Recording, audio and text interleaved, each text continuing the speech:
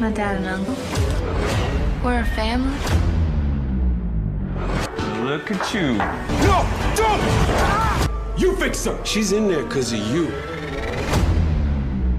Where are the bodies? Let me guess, he's your companion finally. Picked another one over me! Paris sucks. That's not the point she was making. These vampires. You're stronger. I am. Harder, too. But you gotta give up something to get something. You and me. Me and you.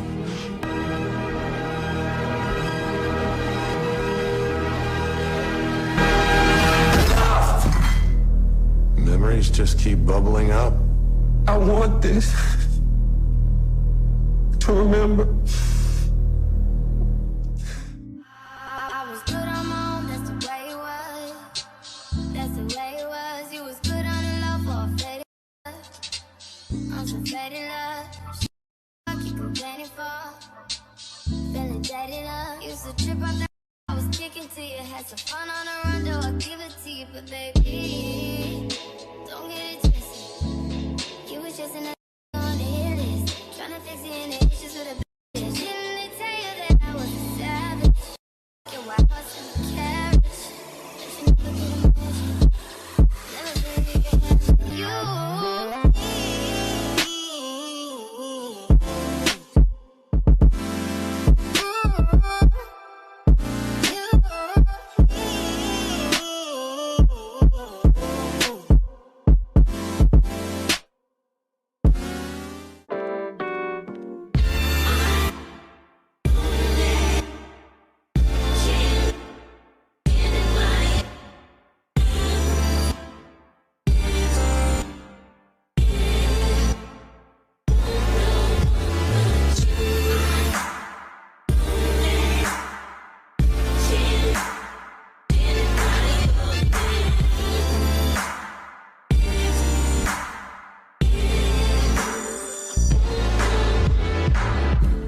Sitting here with my tears, all alone with my fears. I'm wondering if I have to do without you. But there's no reason why I fell asleep late last night, crying like a newborn child, holding myself close, pretending my arms are yours. I want no one Oh, Lord. Hello. Welcome to this good old interview with the Vampire Live. What is up to everybody in the chat? We are here to discuss season 2, episode 7. Y'all, we lost Claudia and we just can't take it here in this live. We just really can't. We just really cannot take it. Hopefully everybody showed up accordingly because you know I had to show up and show out for my girl. We here with the girls and we here for the fume. But before we jump into anything, of course, we are not only streaming on my platform, but I am here with my girls backstage as well. Be sure to show love on all 5. We got 5 people here today. It's going to be amazing. Not want to waste any time, I'm going to go ahead and start bringing the girls out. Coming out first, because I don't feel like I bring her out enough. You know, C always back there being superior. Let me see how she felt about this episode. Come on out, C. Hello, C. Hello. So we're here to mourn the death of our friend Claudia. Hello, everyone. Thanks for joining us. This was a fantastic episode. Yes, it was. Fantastic. It's a shame that our girl had to go, but the story of it all, I'm here for it. I know. I think this was. I can't pick between all the episodes to say this was my favorite, but if it's not, it's pretty freaking close. Not only did we have that big impact of Claudia's death, but we also got my man back. We got Lestat back, and y'all know how long I've been waiting on Lestat. If you had to rate this episode as far as your favorites, where does this drop for you? It's up there with episode 5, the flashback episode where we're back in the 70s with young Daniel, and I feel like we learned so much about the characters in that episode, but the whole drama of this episode, the dramatics of it was calling my name. I don't. It's really close between those two. Yeah, I think we are real dramatic. They got the right people because we dramatic as hell. Yeah, they have the right folks. But breaking out my girl next, because we back there giving you told Hoppo to beat me with this good old hat on. Coming to the stage is Kay by Black though with them books because she reading them. Kay, come on to the stage and let us know how you felt about this episode. This was a good episode. This was a good episode. Claudia was definitely a star here. Lestat was trying to be the star here. Claudia was clearly the star of this episode. So I loved it. First of all, Lestat gonna always be the star. You know, Claudia, I love you, girl. But my baby was the star of this episode, and I'm gonna bring my girl out too because I know she gonna agree with me. My girl, how could he not be the star? He gave me everything I needed. As soon as he got there, I think we were 15 minutes into the episode. I was like, see, this is why we need and why I miss Lestat. Yes. Coming on out to the stage, back here with her stunner shades on to represent for her girl. Ashley, from my sweet perspective, what did you think about this episode? You know, not very often lost for words, but this one hurt my feelings a little bit. It hurt me, Tyra. But I can say without a shadow of a doubt, out of the first 7 episodes, this is my favorite episode out of the season. And I don't know if it was the Lestat element because maybe when he hit the stage, I said it once, I'll say it again. And before I take it back, I'll add more to it. He gives everything that needs to be given. Whatever he's selling, I'm buying, period. Period. All right. So it just did it to me. Everyone overperformed. They did their big one in this episode. The acting, the writing, the everything. It just best one yet. Amazing. Act like we won't need Lestat on the show. As my girl said backstage last review, who I'm going to break out, we better find a way to keep Lestat around because he needs to be there. I don't care what y'all have to do. If y'all want to go all off into the Lestat Rockstar Chronicles, do that. But I need him here for season 3 as well. LB, what did you think about this episode? Hello, L. Hello, everybody. We are here to mourn the loss of a real one, the realest one on the show, baby. It is dangerous to be a real Black girl in these streets, honey. They will take you and fry you up like a piece of bologna. This episode was so good. The part of the, and I don't want to jump because y'all know I talk too much. But baby, when Lestat was coming across that little walkway in the beginning, and he snatched his jacket off, that'll do it. I told Sam Reid to give me a call because we need to have a conversation. Because why did he do that and make it look so good like that? Oh my Lord! You're so mad. And I don't even be looking at the Caucasian man like that. But boy, on a good day, well, you say he made it right. All due respect to you, ma'am. On a good day, your husband can be outside. Okay. We already out the gate have 175 people here in this live. We ain't even got started yet. Before I show y'all some love, it just jumped up to 180. Before I show y'all some love, Let me get the super chats real quick. And we not only gonna show some love, but we gonna do a little quick RIP to my girl Claudia because I feel like it's only right to open with that. She gone. Hello, Bree. Thank you so much. Hey, thank you for the $2 super chat, girl. Thank you for being here. Hopefully you have checked out the show by now. If you haven't, though, thank you for being here regardless. Jay is in the house with the $2 yet again. Pinya's and canned soda for Claudia's repast. Thank you. All of that. It's got to be some meat there, though, Jay. I need a little meat on my plate. Sweet November 79 is in the house with the $10 super chat. Yes, the girls is dressed for the second line. Yes, we are. I'm on Cousin L's channel showing love, but Tyra, no, she my sis, and Ashley is my friend. Hey to all the ladies. Hello, Sweet November, and thank you for showing love to all of us. We really, really appreciate it. Now, Mac here in the chat. What you doing over here? Hello, Mac. Absolutely. Thank you. We're going to go ahead and show a little love for Claudia, and we're going to get on started with this with this discussion because it's a whole lot to talk about. Y'all, we will be right back.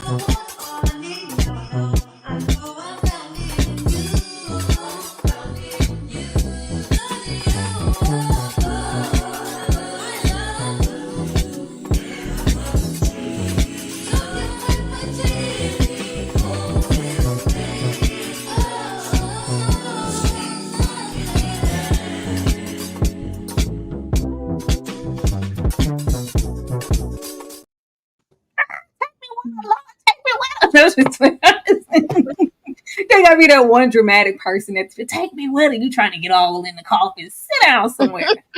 Oh Lord.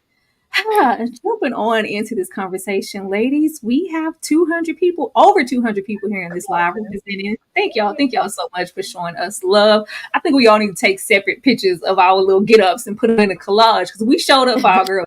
We really showed up. Y'all understood the assignment. Thank y'all for going along with me and my shenanigans. Oh man. But y'all, starting right here. Toilet bags, beatings, brain scrambles, rats, severed Achilles' heels. Don't everybody speak at once. Now, normally when we start off conversations, the boys are jumping. We have Armand over here and Louis over here. We can't even get into who gonna say something quick enough. Soon as we jump on Claudia and what's about to be discussed, it's real quiet in the room. It's very, very quiet. See, I'm gonna come to you first.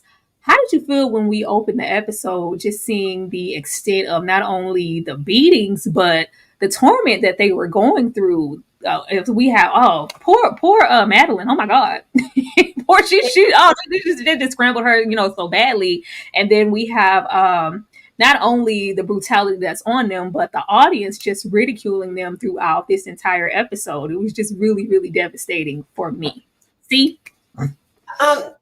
The fact that they put Claudia in the rat box that she had to regularly, put people in herself, what a slap in the face, right? And what's a girl? She's only been a vampire for about 2 business days, and she already just about to it's already on trial yet again on trial. I felt so bad. But at the same time, I was a little excited because I knew Lestat was around the corner and I wanted to see what he had planned. But they didn't have to beat my baby Louis like that. They beat him up extra bad, and I'm not. They beat him up extra bad, Lord Jesus. Yeah, he got elbows to the face. Kay, what about you? I mean, they did rough them up real good. I mean, they went in on them. Madeline should have caught some of them fade a little bit too. I see she don't look as dusty as they do. I mean, they was all in it together. She could have, soaked up a couple punches, but I mean, I don't feel that bad for Louis, but they shouldn't have did that to Claudia. I mean, like rats, like really? that was like some deep down rooted hatred when you have to do something like that. Like that Coven, you could tell just they really loathe Claudia and Louis. Absolutely. Ashley? I hate to say it because the people was on my top, right? Because of my affinity for Lestat this episode. But I want to say one thing.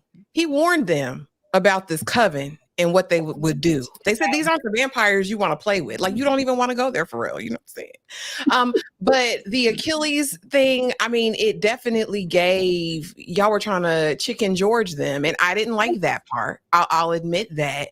Yeah, Louis is a beautiful man and they messed up his face. I said, it takes a lot to damage a vampire. And so they put in some extended work and effort. Baby girl Claudia, she ain't deserve it. She's just a pawn in this game. You know what I'm saying? That was probably the most heartbreaking part of all of this for me. And then, I mean, we'll get into Louis, but he pissed me off down real bad. Because when they go back to Daniel and he says, listen, Armand, you sat there all to save yourself. You gave up baby girl Claudia, you gave up Louis, you gave up everybody just to save your own skin. And Louis gonna say, oh, but he was under a lot of pressure. He ain't mean it. Like, Louis, if you don't stand up. Yeah. Oh, I'm so glad that you mentioned the slave reference because I thought it was just me. Because I feel like we be reading real deeply into stuff. It was given 12 years and whatnot. I was like, okay, I don't really like the Achilles situation, but I understand the extent of having to damage them so they couldn't go anywhere without along with the brain scramble. But that was sending me to. Elle, how did you feel about all this torture? So to me, at first when I saw that they were just beat up, I was like, okay, they are really, really upset, right? They just beat them up, get out frustration. But then when I saw that they cut their Achilles tendon, to me, that said more than just violence. That said more than I'm just angry with you. That said to me, like, I'm jealous of y'all. Like, y'all got to live this life for the, all this time. Y'all didn't have to have a curfew. You didn't have to come to, the coven meetings or whatever the hell they were doing. You didn't have to do any of that. And we had to suffer and not have that freedom because I do, I understand the point of a coven so y'all won't be alone. But I feel like the way Armand was running his coven, it was very restrictive to the members of the coven. And Louis and Claudia had that freedom for all this time. And it was like they were jealous of them. They were like, oh yeah, y'all walking around with the humans. I'm about to cut your feet off. And it just read jealousy to me. And I hate them all. I hate them all. They could. I'm glad whatever's gonna happen to them is gonna happen to them. I don't know what just yet, but I know something's happening, and I'm glad about it. Oh yeah, Shaw, it's gonna be real juicy, and I absolutely cannot wait. Y'all going off on this chat.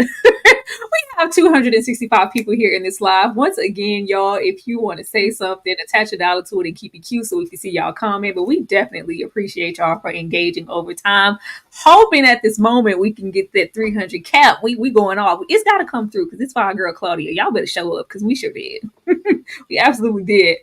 But getting here, we have judge, jury, and executioner. Santiago has all the journals, and the coven is eating the torture up. I don't want to spend too long here, but just Santiago was really living for this moment. I just wanted to briefly speak on this because this was pretty much post bringing Lestat out, and he had expectations for Lestat to be one way and stick to that script. And I think all of us at this point, knowing Lestat, it was never absolutely going to be that. I don't know what all of us expected from him, but Santiago expected, we have all our ducks in a row. Not only is this audience going to crucify you guys, but Lestat is going to do it as well, child. The way he just had all of that evidence lined up and them here with all their garb on. And if she would have hit that gavel, that situation one more time, and whatever it was scrambling everybody's little brain. I was like, girl, take it easy. They was just having a little too much fun. A little too much fun at their expense, but just leaving that, Santiago was living his best life. That was back when he still thought he was the main star. All I know is he's coming. Child, when my baby came out and said the grubby little theater.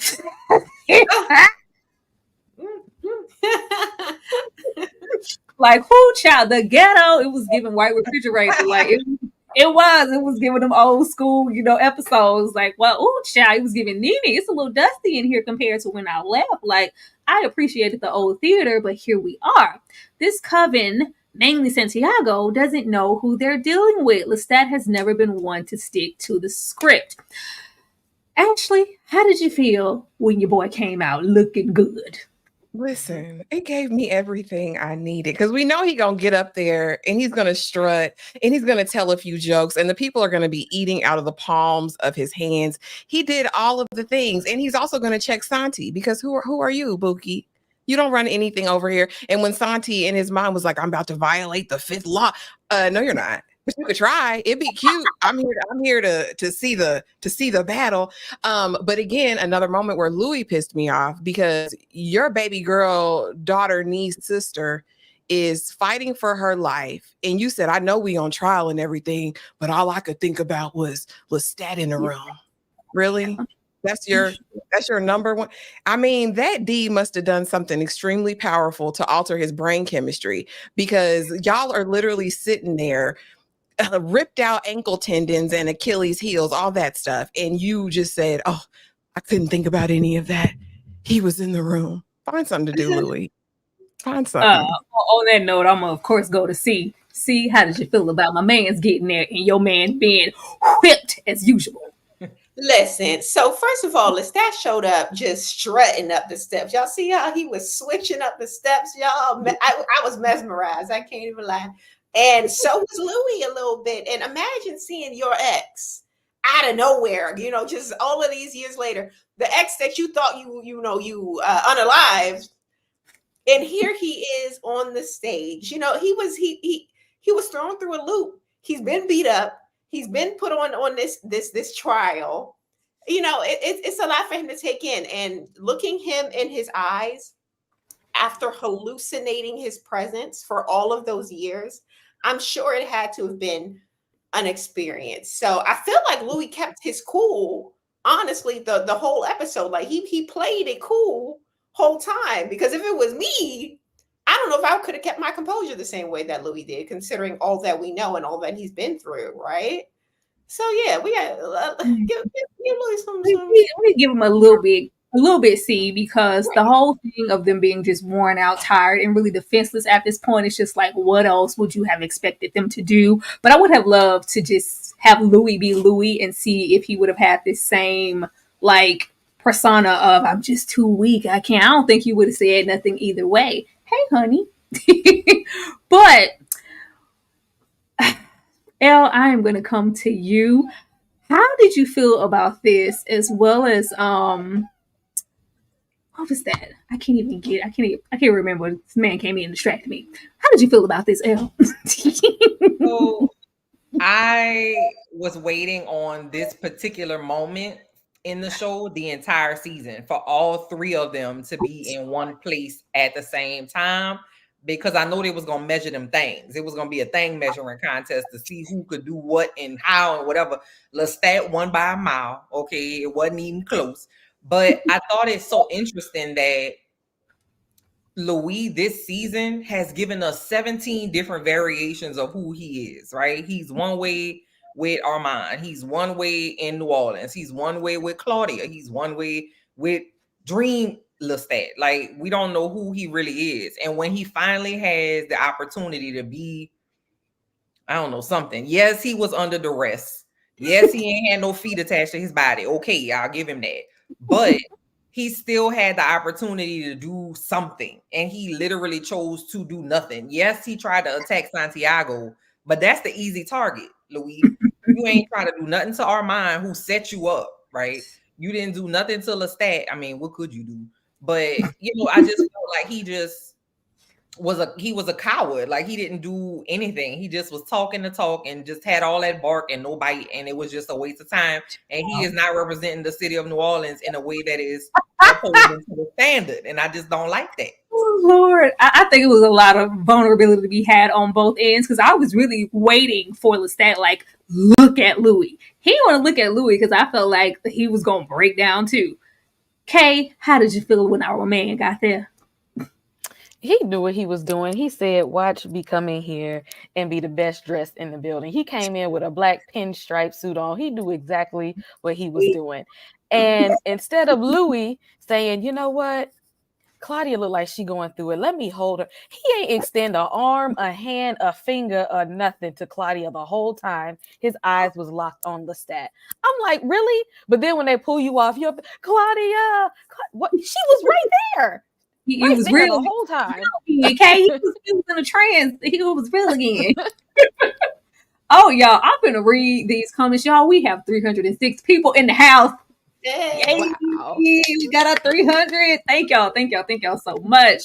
Dane C in the building with the $2. Bootleg site didn't release episode 7. Hey, Tyra. I mean, if you had DM me, I could have told you where to go. It's all right, Dane. It's all right. Thank you for coming through the episode. It's okay. It feel like that sometime. Got a couple more super chats down here. Let's see. Dane once again. Let's see. Us good D-man always gets the blame. I mean, it's something, Dane, that got a hold on Louis. It's love and that as well, because Lord, he just a wounded little Bambi type of thing every time he sees Lestat. Thank you so much, Gabrielle, for the $5. Armand is the oldest and strongest vamp in the house. He could have put an end to all of this at any time. He wanted Claudia gone. Gabrielle, thank you for the $5. Touche. I agree completely. Ladies, y'all agree with this?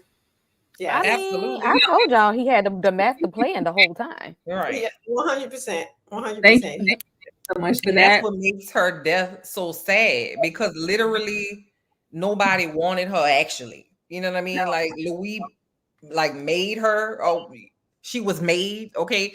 And it wasn't because it was like, oh, we need to save her life. Louis didn't know that girl from a hole in the life. So she was, that makes her death all the more sad, is that she's in this situation and the people that put her there don't even give a damn about her. Y'all, the one black this black is really giving church. I'm burning up. You gotta get to a little fan. I do. Thank you so much for the $5. Let's see. I plead the fifth. They were never properly mandarized. They really need vampire lawyers. Louise is such an unreliable narrator. Ladies, you look fabulous. Thank you so much. We are definitely going to get into Louis being an unreliable narrator. I think this episode pretty much changed everything. We always knew that everything was coming from Louis' perspective, but to hear Lestat this episode, it was like, wow. King Nikki TV in the house. You guys go and check out her channel and show her some love. See you at the crossroads so you won't be lonely. Pour one out for Claudia. Absolutely. Y'all, let me go show y'all some love. Not only do we have our 315 people here, but you guys are also right. Y'all coming through with those super chats. So let me play something for y'all and we're going to come right back. Let me get into some Armand and show him a little love, because we about to go in on him next.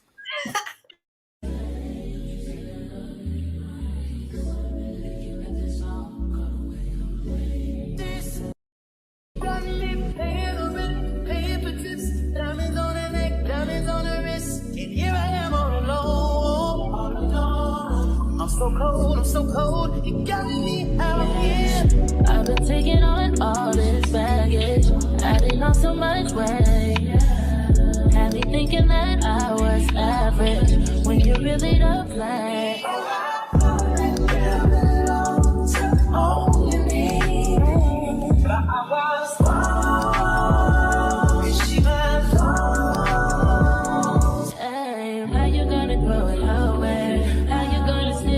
It was nothing, yeah. How you gonna throw it away? How you gonna make it so damn hard to explain? How you gonna throw it away and say my love that was not the same, yeah. How you gonna throw it away?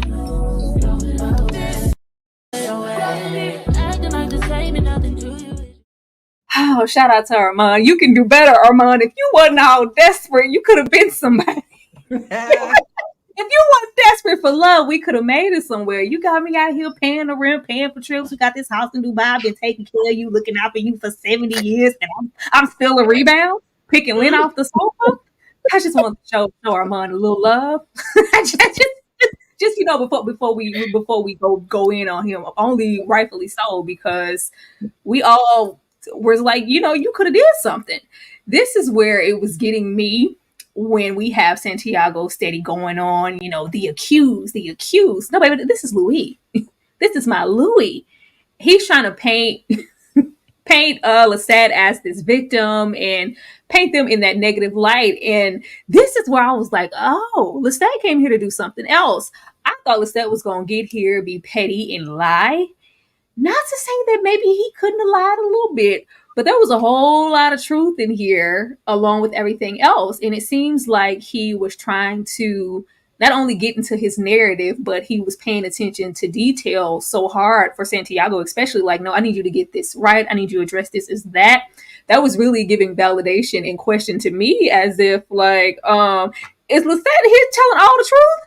Elle, I'm going to come to you first, and we're going to get into everything that he had to say. But in short, did you feel like Lestat was telling the truth here?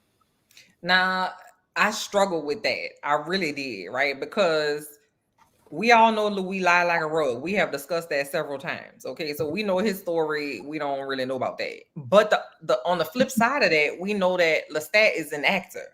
Lestat knows how to pour it on. Lestat knows how to tell a story. He did it for a living for years. So, you know, he crawled up out the dirt and was like, let me stretch my acting muscles again. I don't know. But I will say, I felt sympathy for Lestat telling his story, telling his side and what he felt happened. And when he apologized to Louis for the harm that he did when he dropped him from the damn clouds up top, I felt that. Like, I really felt like he really was apologetic. He really felt sorrow in his heart and he said he was a broken thing. I broke the one I loved. He was a broken thing. Listen, that thing took me down. That line took me down. His monologue on the stage when he was telling his story really got to me. When Louis was telling his side of the story, I was like, shut up. Like, I just was like, I was like, okay, then what did you do? Like, I was victim blaming Louis, but when Lestat was talking, I was like, oh my God, come and let me rub your back in a circle, baby. You need support. You need me. And like, I just really believe what he was saying. So I'm inclined to believe, but I also know he's not inclined to tell a whole truth either, because Lestat is concerned with his image in this time too. So don't nobody know what the floorboards, baby, what the whole truth is. Okay. I had to get myself off of mute. Yeah. I think that the script part that he was reading that Santiago and them wrote was probably a bunch of lies and foolishness. But the moments when Lestat was going off script and they kept trying to like feed him lines, I think he was telling the truth every single time. Every single time he went off script. Now, did I believe he was really feeling some of those feels? I'm with Claudia on that. Like, I call BS. Like, you're an actor. You doing something. I mean, you know, I know you're telling the truth, but when you putting all the feels in there, you trying to pull Louis back in and get sympathy. That's where I had to draw the line. See, what about you? This major man look real bad. I'm gonna tell y'all this. If Lestat is telling the truth, it's a cold day in hell. This man is a liar. He is an abuser. We know the tactics of an abuser. They abuse you and then they hit you with the I'm sorry, I'll never do it again. I'm not, you know, that's literally what this was. He was apologizing just to continue the cycle of abuse as he has him on this stage, beat up, turned out, and everything else. And not only that, we know he lying. Because who's there to collaborate Lestat's story? Not a soul. Who's there to collaborate Louis' story? Claudia. So he's lying to the people. He's a pretender. He's an abuser. I love him. But I'm not believing a word out this man's mouth. Sorry. We're going to have to get to it, see, because in all fairness, a lot of the things that Lestat was shining a light on, Claudia was absent for. So it's like it was the beginning of their relationship before she ever got there, and pretty much her hiatus time and her returning. It's just, but this is not, you know, above Lestat. We've seen him do this in season 1. He messes up. He's abusive. He's a, you know, textbook abuser. So you just don't know. But maybe if he ain't sell me in this episode, I was rubbing his back over there with Elle. Ashley? Like I said, if he was lying about everything, he's the best liar to do it, okay? Because he was selling it. Everything he did, every line he delivered, he was selling. Now, do I honestly, I speak in hyperbole a lot, and I need people to get with me here, right? When I say I'm buying everything Lestat was selling, I did because he sold it. You know what I'm saying? But do I really believe that that Louis hunted him down? No. But do I think a part of Louis perhaps called to him that in his repressed whatever situation he wanted a piece of Lestat? Yeah, I think he did. I think he did. I think he did, but I will agree with you, Tyra, in the very beginning when you were talking about Lestat came here with a different purpose, and I don't like to necessarily think that he and Armand would have an alliance. People have come after the fact and said, look at Lestat's wrist, look at the bruises. He's clearly weakened. Something else is going on. We know Armand is the mastermind behind this entire situation. I'm under the impression that the truth lies somewhere in between the lines. I don't trust anyone's narration all the way, but baby, Lestat's the best salesman. Because I was ready to give him a hug. I said, why are you up here crying? I said, Lestat is hurting. He admitted it, Louis. He broke you. He knows he broke you. It's the biggest regret of his life. But is he talking? Yes. Is he an abuser? Yes. Is he someone you should ever be in a relationship with? No. But do I love Lestat down bad? Absolutely. And I think that's where the chat be trying to eat us up, or just the commentators like, are y'all condoning y'all? No, I'm not at all saying that I believe every single thing that came out of Lestat's mouth. But some of it was true, and whatever wasn't, he was selling it like an old school car salesman. I was eating out the palm of Lestat's hand, and I'll do it again. I'll absolutely do it again. This situation here did not help with that narrative at all. Get to the part where Armand sold you out, because I know he did. Daniel was getting me.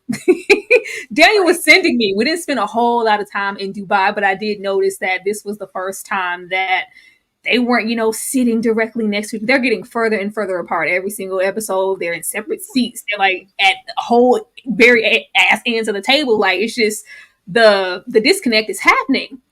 Because, just like Daniel, we know what was Armand doing? Where was Armand in all his 500 years worth of superior power? Are you not the leader of the coven? Have you not displayed this entire season the range of everything that you are capable of? Where was that? He was, being held captive by Sam, the playwright, and he just couldn't do anything. He was so focused on not only making sure he didn't get got, because the threat against him was this coven, and he was trying to make sure he could save me. He was trying to make sure he could figure out a way to save Louis. So all of his focus was there. And of course, like always, we have Louis, modern day, backing him up. Ashley, how did you feel about this? I'm tired, Tyra. I'm tired of it. Louis, stand up. He can't stand up now, presently. But present day, he can stand up. You know what I'm saying? Present day, he has his Achilles, and he can stand on his 2 feet and say, why did you, Armand? Why did you make that choice? Because Armand's sitting in that, but we done seen Armand shoot fire. We done seen him toss Lestat around like a rag doll. We done seen him play hacky sack with Daniel. We done seen him put a whole coven of vampires stop time, while Louis snatched Santi's tongue. We didn't seen him. He stopped the restaurant too. He's done all of these things. Okay.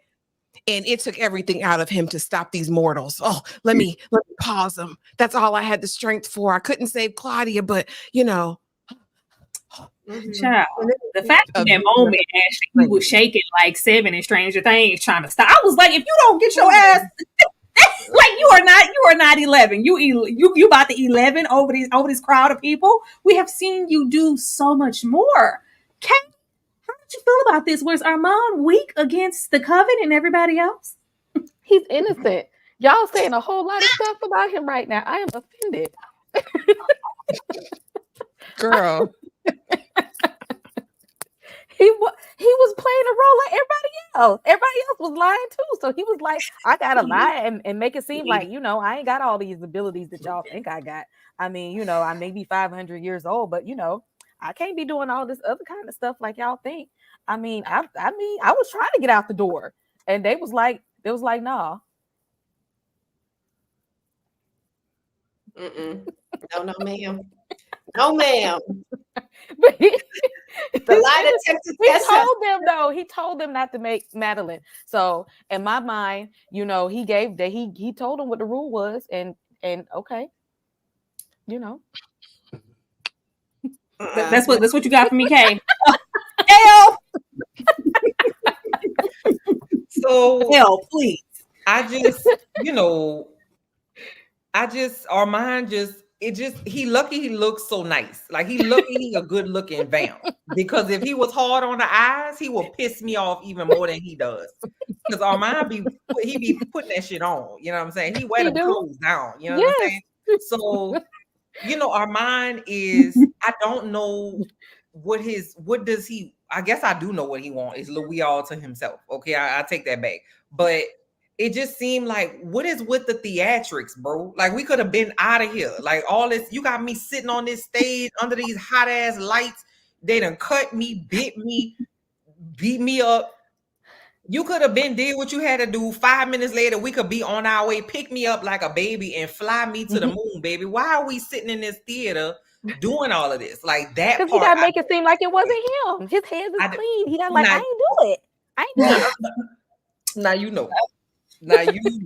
Armand is he's a strategist, right? Mm-hmm. But I just don't understand why we got to take the scenic route to get to what you want. Because if I had the ability to fly, light shit on fire, freeze people, pull out your tongue, beat you up, and knock you down, I'm not wasting time with a pretend trial and doing all this other stuff. I'ma just do what I gotta do to get what I need and then go about my business. Armand is a weirdo, but he's a cutie, so he can stay.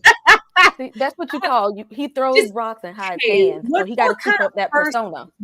What kind of person does all of this? Just because if all of this was just to get away from the coven and get rid of Claudia, girl, this is a whole lot. This is a whole lot. Exactly. See, how you feel about Armand? See, as a newly converted Armand fan, I'm finding it hard to say what I need to say, but I'm going to say it anyway because he knew damn well he could have been there something. We've seen the extent of his power. He could light the place on fire. He can control the minds. He can wipe the memory of everybody in that mofo, but he's choosing not to. Not because he was beat up, because the man's face is still pristine, right? The ankles ain't cut, nothing wrong with the man. He's just there to get to the end of Claudia. That's what his whole plan was. He been trying to get rid of Claudia. Once he get rid of Claudia, he plotting on Lestat next. I'm telling you, Lestat better watch his back. Because any obstacle to Louis is going down. And I feel bad because I wanna have sympathy for him. Like, I'm trying my best to sympathize with this man. But you're too powerful for all this, bro. Like, you want to sit over there like a little lost puppy dog, like you so defenseless. You're not. And only one clocking the tea is Daniel. Yet again, like, yo, you could have. It just pisses me off that we have your man sitting there in present day. Like, no, that's not what that was. Like, shut up. I think I said shut up, Louis, at least 3 times in this episode, and I don't like doing him like that. I do love Louis to a certain extent. Thank you so much, yo, for the $5 super chat, LB. How in the heck Sam Dwight Stixurit? I can't even say. I don't know what that says. Gonna stand guard over 500-year-old Armand. So I called Sam the playwright or the Sam the writer. I call him Dwight Schrute from The Office because that's how he looks like. He's sitting there. He gonna stand next to the most powerful vampire in the city with a knife from props. That's a prop in his hand. What is he got that for? That is ridiculous. That made something about look at Sam. What is Sam? What is Sam? Something about Sam sitting there with that little prop in his hands, like he was gonna do something if Armand decided to get up and move, was just making me enraged. I hate the White Schrute, the vampire the White Schrute. Look like I thought it said a whole lot that they got probably the weakest one in the clique to guard him. Thank you so much for the $1.99 super chat. Armand had his Jean Grey 90 X-Men moment. Yes. Ridiculous. It was ridiculous. We've seen him do more with less. So the whole like, oh, I was like, oh, get over yourself, Armand, please. Oh, let me show y'all some love. We have 350 people here in this live. Y'all are coming through and representing for us. Before we get in my man, let me show him some love because he back and he showed up and showed out. We will be right back, y'all.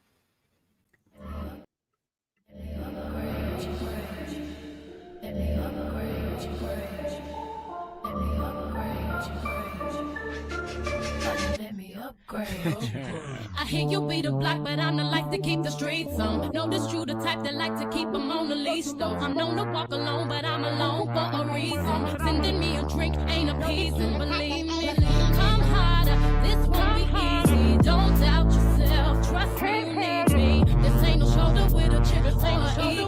What you think they all mad at me for? You need a real woman in your life, taking care of home and still fly. And I'ma help you build up your account.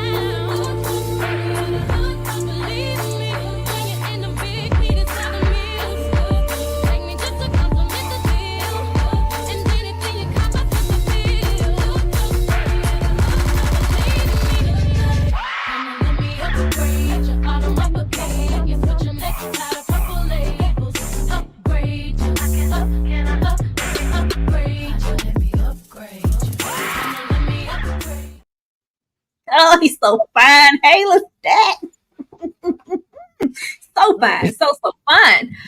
Oh, before we can even dive into Lestat's story, he is getting every single detail right. Correction, my little hiatus in being underground. My lover Nikki didn't die from self-harm all of a sudden all by his lonesome. He had some assistance with your man up there that's acting weak.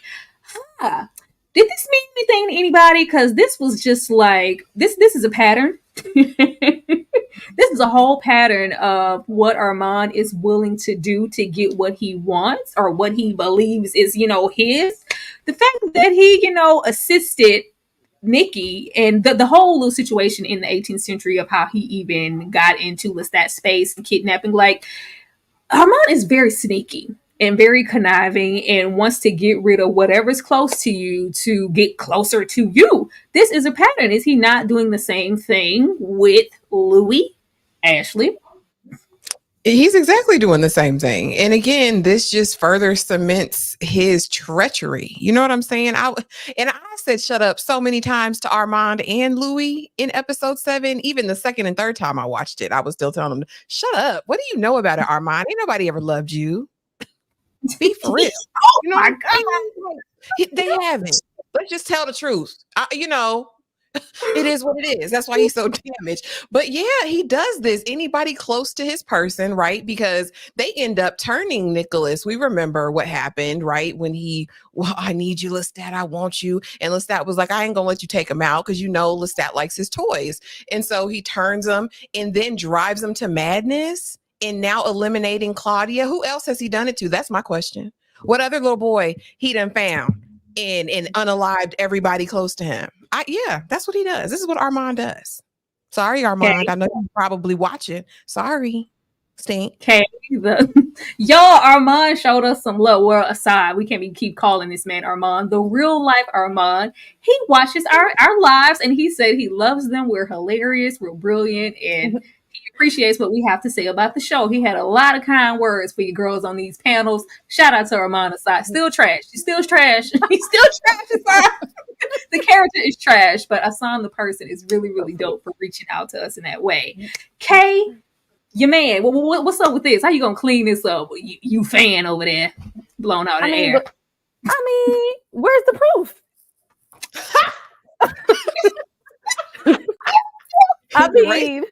No receipts. Did it happen? I'm not playing with you. It's innocent. We leaving Kay immediately after those comments. Leave, because she's tripping. This man has insecure attachment style. He can't get out of the grips of that anxious attachment style. I want better for him, right? I want better for him. Even in modern day, he's still struggling with that. He needs therapy. He needs, he needs a tactic. He needs a a way to regulate his emotions, because it's not with these men, baby. You're not going to find yourself in these men in the bedroom. You need to find it in yourself. But yeah, he definitely has a pattern, right? He definitely has a pattern of finding, zoning in on one and trying to eliminate the competition as we see this. So it is what it is. Definitely a pattern of destruction. That's all I'm gonna say. L. So Armand is like, if Armand is or was alive in 2024, he would be like 2.5 minutes away from being an incel. Do you understand? This is how incels get created, because in his mind, if he gets rejected, then everybody got to just suffer. Like, we all got to pay the price. But Armand has a tragic backstory. Like, we heard his backstory. We know that his foundations in life was sketchy AF. And so building from that as an adult, and then, as a vampire, whatever the hell, he has terrible self-esteem and just horrible, like, thought processes. And ain't nobody raise him up. Okay. He ain't raised. That's his problem. And now he is an adult vampire in the world with all this unchecked power, and he don't have nothing to do with it. So Armand has annoyed me, okay, from episode 1 of this season. When I found out, first of all, I found out that he wasn't Rashid, and that pissed me off, because what you're lying to me for? You've been lying to me the whole time, and I trusted that you was there to help Louis, and you helping my partner out, and you lying to me in my face. You don't even need to lie to me, and you choosing to lie to me, so I know I can't trust you. Okay, so when he told me that he wasn't Rashid and that he was Armand and that he's all powerful, and then he started flying, and he don't carry Louis. That's how I know something is wrong with him, because you fly and you let Louis walk, immediately know. I'm like, no. Why does he keep the books? Too. He got to carry him around. He need to learn. No. Why does he keep the books in the sky at the house? They don't have no books where Louis can read. You don't want to read. That's swag right there. That's swag. No. That is mean. You literally have knowledge, and you taking knowledge out of his hands and putting it in the sky where he can't get it. I'm gonna get off of it because Armand done pissed me off. But I'm just saying. We get these super chats. Y'all keep engaging, keep showing love, keep showing super chats, keep hitting that like button. We have 390 people in here. If we could get 400, that would be absolutely amazing. Wow. Thank you guys so much. We have Polly with the Latino slant in the house for $1.99. Hey, Polly. Struggles, congrats on 26K. Wow. Thank you. I need to celebrate my small victories. Thank you. Thank you so much, Polly, for supporting. And y'all go check out Polly with the Latino slant. It's always a plethora of content coming out on his channel. Let's see, we got another one here. The Black Panther for the $4.99. I'm low-key rooting for Armand's schemes because they are so unserious. Mans was trapped by a baby gay. Please be for real. Love all y'all. Thank you so much. Not a baby gay. No, not even that. What kills me is that they are just rooting the laws, and we have to get rid of somebody like Claudia because she's an abomination. Claudia is the most mature vampire out of everybody here. Sadly, she is the most secure, mature. She's always evolving, has all the growth. Everybody here is stifled, young, and unserious, like very immature. Like, oh, they absolutely got rid of a real one. Let's see, I think we have some more super chats down here. We do. Hello, Drew Chase. Thank you for the $5. Lestat was trying to make Louise out to be Mr. in the color purple.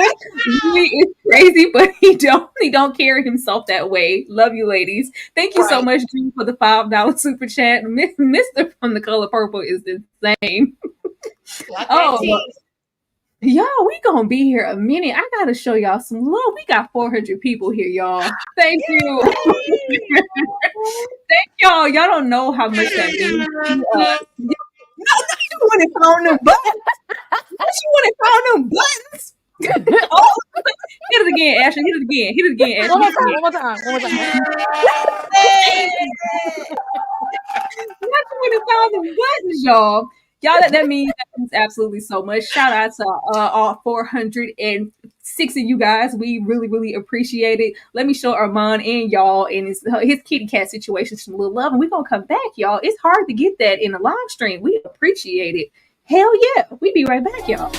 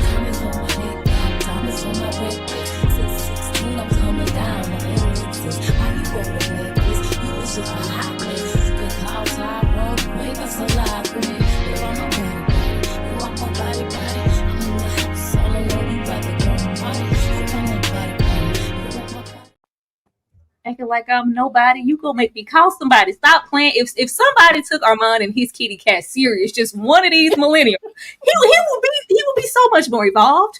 He would be okay. Shout out to y'all. Thank y'all. Who y'all? I swear y'all ain't trying to play and keep us here forever. But this is an amazing night for us. Not 400 people. Now, I was absolutely here for them pulling out all the stops and this colorful animation in the background. I said, oh, y'all really showed up to hold this trial and hold them to task. Lestat's new narrative. And Louise, the unreliable narrator, Louise called me to him. I was being hunted. Now, this sent me.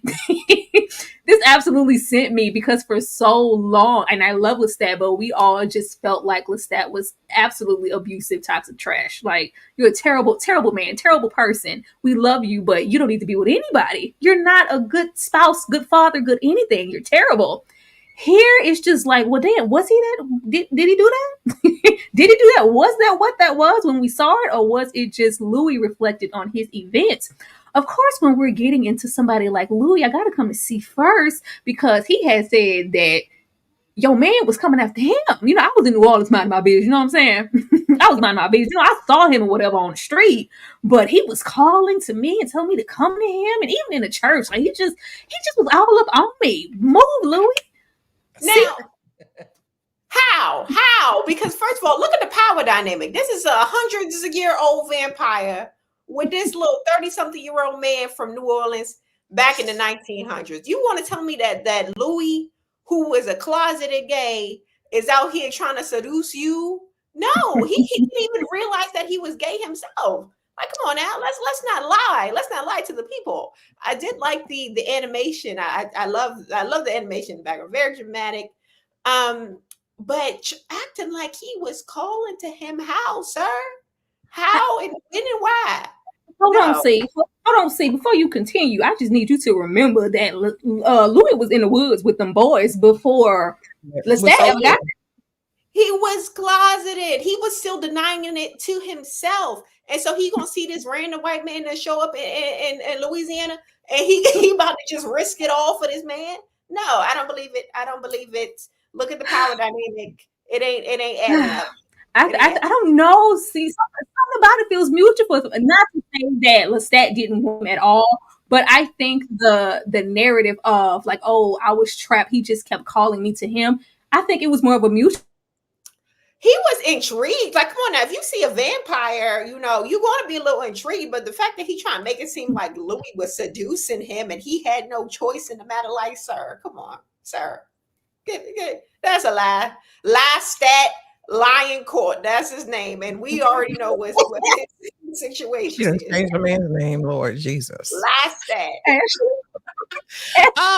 Again, I don't think it was a real hunt, but when he says you were calling out to me, I think Louis on the inside, he didn't say it was verbal, right? But I think Louis wanted that man. Louis saw that man. He smelled that man. He wanted that man. And as far as him not knowing about his sexual, Louis Ben knew he wanted a boy. Louis was gonna keep a boy, even if he had a wife.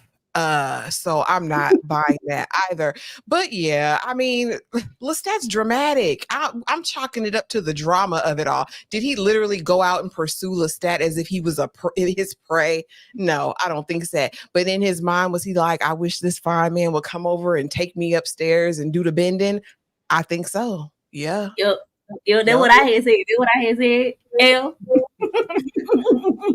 So I feel like we look at Lestat, baby. Okay, so let's not pretend that if we saw Lestat on the street standing leaning on a gas lantern post looking good in a suit, that we wasn't all gonna be like, who is that? Okay, so obviously Louis wanted Lestat, yeah, because everybody wants Lestat. Okay, I don't know if that's like a power he has to just make everybody just want him all the time. I don't know, but yeah, that's not anything I would question, whether or not Louis wanted Lestat, because obviously, but for Lestat to say, that he called to me at the church and I punched the pastor in the back of the head and made a whole, why would Louis want that? Like, how does that help Louis?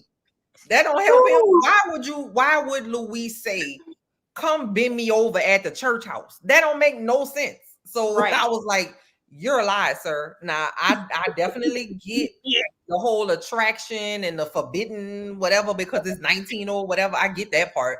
But the whole Louis pursuing Lestat, like every time I was at the corner store, there he was. How would he know where he was at? Bro? How would you know that? So I think that part was a lie. That's where he was lying. But he was just looking so good. I was like, tell me the lies, baby. Lie to me, okay? He did. He said, I hear you calling. Here I come, baby. Come on. You. That's what he said. Oh, okay. How'd you feel about him calling to him being hunted? Y'all knew Santiago drew them pictures and he wrote that part in that script. You know how much he can't stand Louis, so he wanted to be like, oh, because remember he was all like, Louis ain't even all that cute anyway.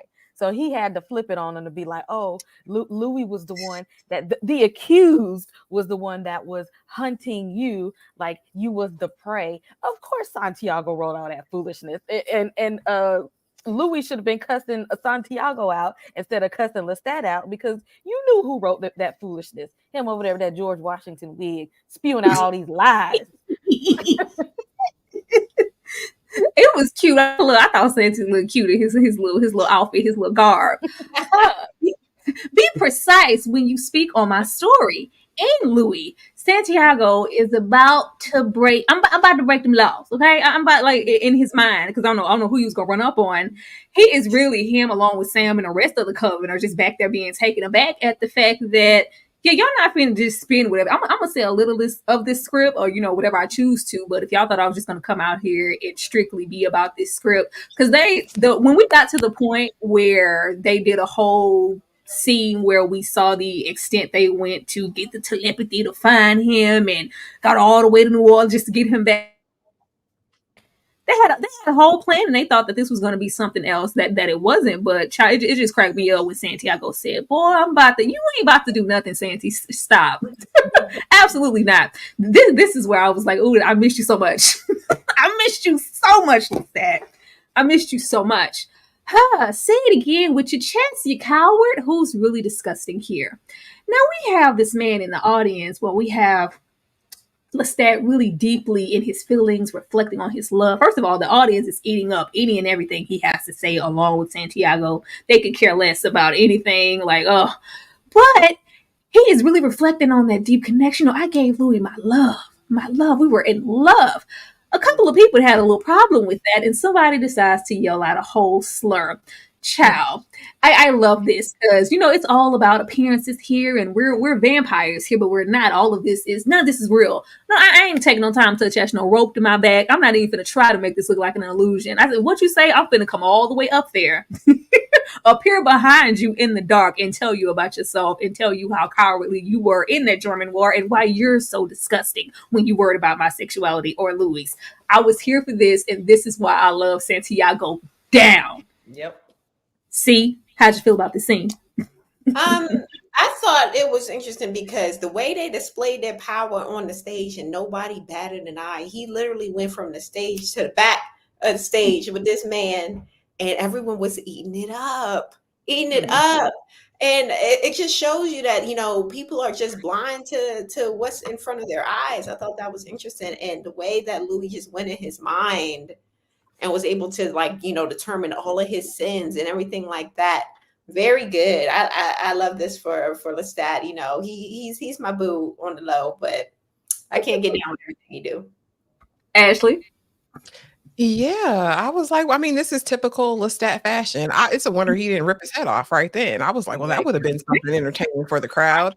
But he aired him out clearly. A good old Reid. We don't expect anything less for Lestat. And I think as far as pacing in the scene, because it was getting heavy, right? He was tearing up and doing his whole little monologue. I think this kind of broke it for us, the audience, and gave us a little bit of okay, let's get a break of comic relief. Because this part made me laugh, if I can be honest with you, because he read him down. And I was like, okay, let's lighten the mood a little bit. And then it was back to business. So I appreciate what the writers did in that scene. And of course, every scene Lestat's in, he dominates. I'm telling you, he's going to give it his all. And I'm here for it. Not you laughing. I was scared. For a minute, I was like, oh, y'all ain't making it out this theater. I'm glad y'all enjoying the show. Everybody about to die. This about to be a slaughterhouse. Screw Houston, Texas. Everybody about to die. How'd you feel about this? So me and Ashley the same, because I thought it was funny because Lestat was like, and you can't even read a map. That was so funny to me. It was giving you dusty, your hair's uneven. It was like a read that needed to be read because nobody even, it was I feel like he probably is closeted, right? The guy who made the comment, because everybody in the theater, you could have heard a mouse piss on cotton in that theater.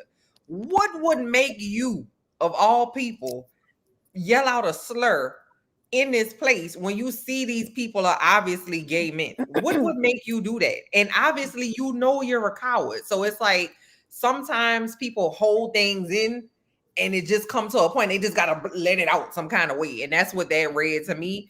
But when Lestat read him down, I was like, yeah, that's exactly what he needed, because you can't even read a map, but you're up here. No, he got me. It was like, you ain't even bust your gun. You ain't even shoot your gun. You ran. You hid like you're a coward. I loved it. I loved it. Kay, you good over there? Okay. What did you feel about this slur scene, Kay? After he told him about himself, I was thinking, why are you still sitting there?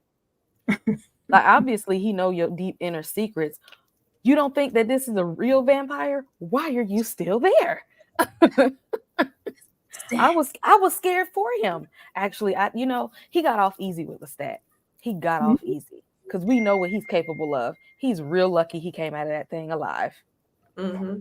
We have hit people off for less. Y'all still rolling up with the super chats. Thank you, El Ray with the $5. 2 seasons and 3 different versions of the same story. All of them lying and messy. Armand is too pretty and to stay mad at. And his wardrobe. Isn't he cute? I think that's why we be letting him make it as much as we do, because he wrong this episode. He wrong. But his face looked blessed and highly favored. Thank you so much for the $5 super chat. Lydia here with the $10. Thank you, Lydia. Win. Let's see. Loves Lestat's performance, but he's no battered wife. By the way, love the funeral fits, ladies. R.I.P. Claudia. She was defiant till the end. Absolutely, we got to get to my girl. I was really waiting, because I knew that this was the episode we were going to lose her, or at least I thought. I was like, how long are we going to focus on their love story? When are we going to get to Claudia? Claudia, but boy, when we did, Claudia showed up like we absolutely needed her too. Thank you so much, Thunder Goddess, for the $2. I see you ladies look great in in the gothic finery. Thank you, thank you, thank you, thank you. We had to show up and give RIP for her, because when I tell y'all Claudia went out like a G, she went out like a G, and I always knew she would, because she a thug. I love you, Claudia. Stay up, stay up, stay up. Oh. But I had to get on that. This is another scene that kind of shook me with him when he was getting into his loneliness, and he went down and kneeled to the man in the audience and touched his hand, and the whole tear came. I was like, you better go off. Like, remind these people that you was an actor. I was an actor first. I just love every single moment that Santiago thought this was his moment. He always thinks like every production is like he is the actor, the premier actor at the company. Nobody's that when Lestat is in the room. Like, I'm going to show you up every time you sit down and stay on the stage with your Washington wig on. I'm going to go down here and get these people into my loneliness. And this is when I was like, okay, we didn't really just come here to absolutely diminish Louis, because, you know, when he comes out, he's like, it's their turn to hurt. But he not only went out there for his purpose and his loneliness, but he went out there at this moment to calm down the crowd, because they were really ridiculing Louis at the fact that in the beginning, he was dealing with the loss of his humanity, and I didn't want to feed on people. I wanted to feed on animals, and everybody just thought it was so hilarious. And he's like, I want y'all to feel some of this vampire loneliness. And if it feel anything like that bloody tear in that man in the audience, I don't want any of it. But these were more moving scenes from Lestat. Like, Lestat ate the show up. Sam Reid, put this man in more stuff, because it was absolutely amazing. This is where I stopped, because what? What? Everything... Because up until this point, I know Lestat because I love him so much. I took everything he had to say with a whole grain of salt. He is the drama queen. He is, you know, the abuser, all those good things. But when we got to go with Lestat's version, I have clarity now. The whole turning of Claudia, Louis tried to change Claudia himself. What? That scene sent me, him dragging her on the floor, that pleading, begging, all desperate, I'll never leave you again. And the whole Lestat reading Claudia for what this would be in the future, what it would mean, as well as, you know, you're going to regret this for the rest of your life. That loss of humanity, at this point, we're getting into the fire. Louis lost, you know, his business, his sister, and mainly that sister, that family element that he was trying to hold on to.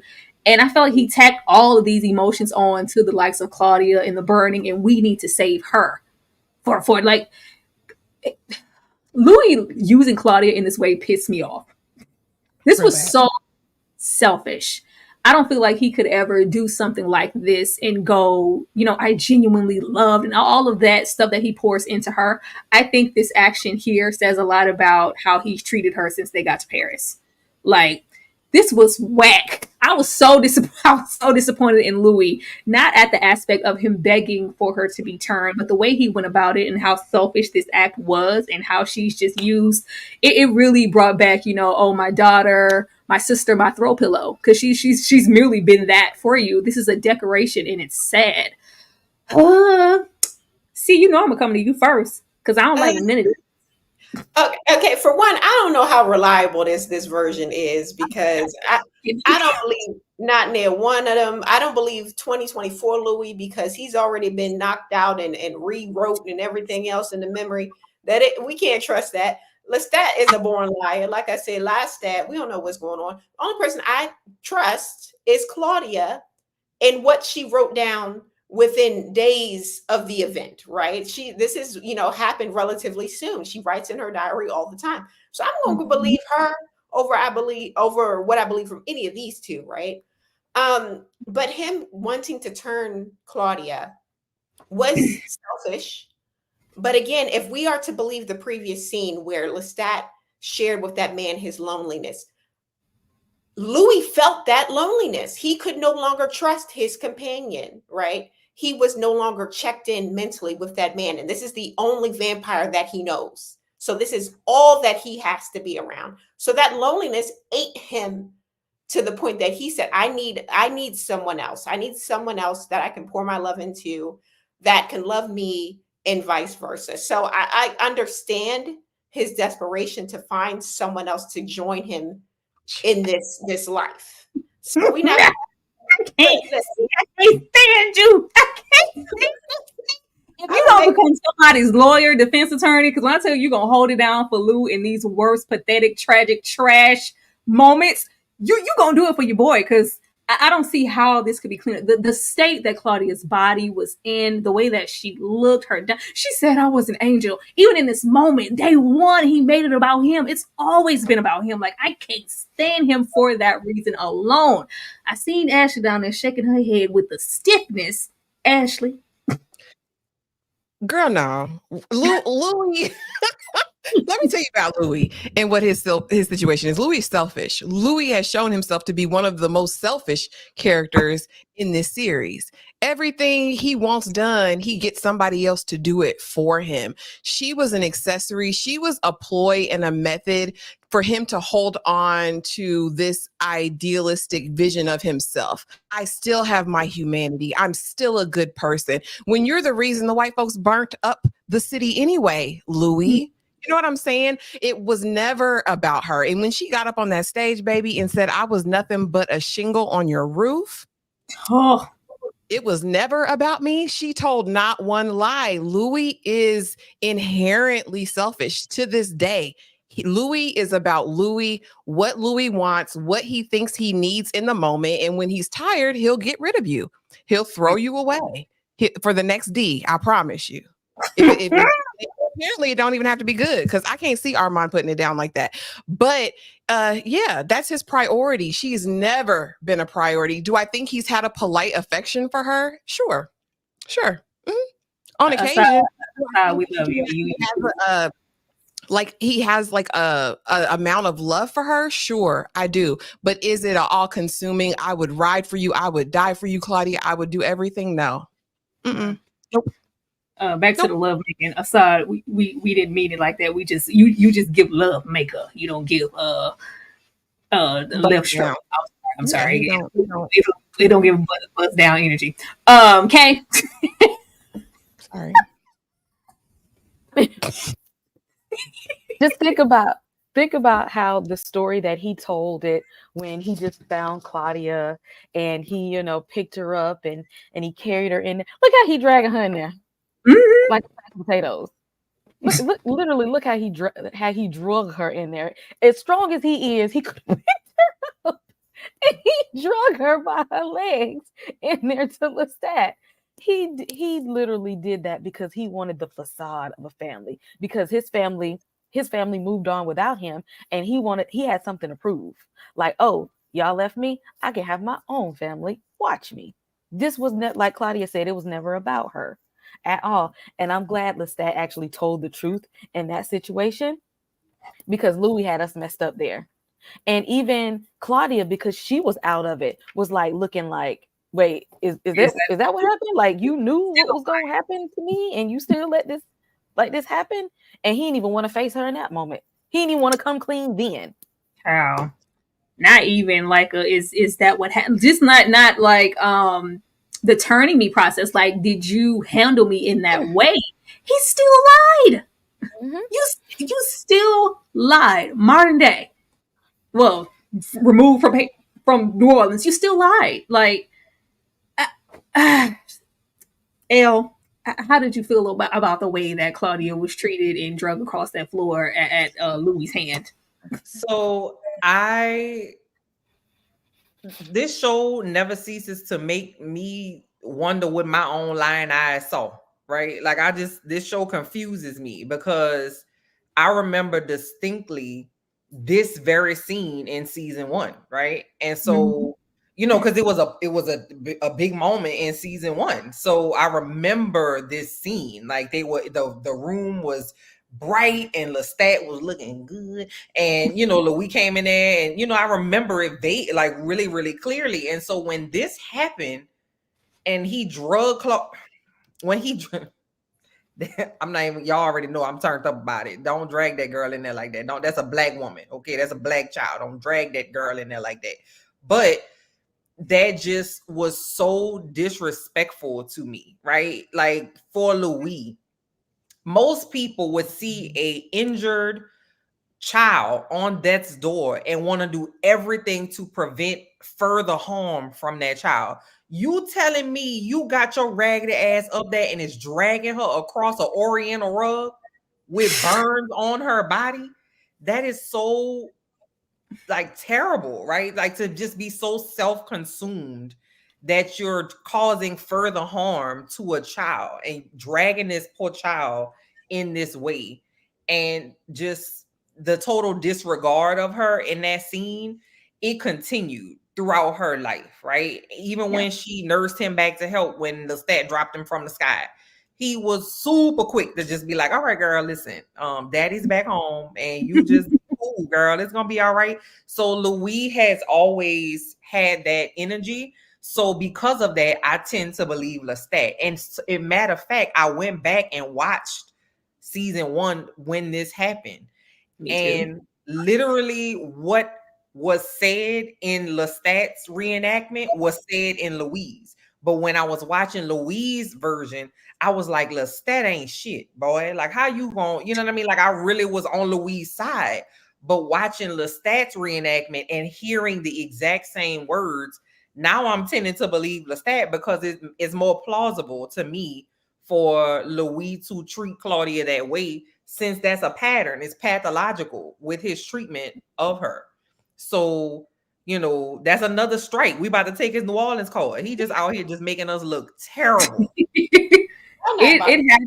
It had to be something else, because not only they all know about the rules. We all know about how Lestat felt. Just he wouldn't have just turned her because Louis just felt, because Louis' interpretation is, oh, I caused this fire. She thought I was an angel. Like, he's feeling guilt about what happened. Can you turn her and she'll be our daughter?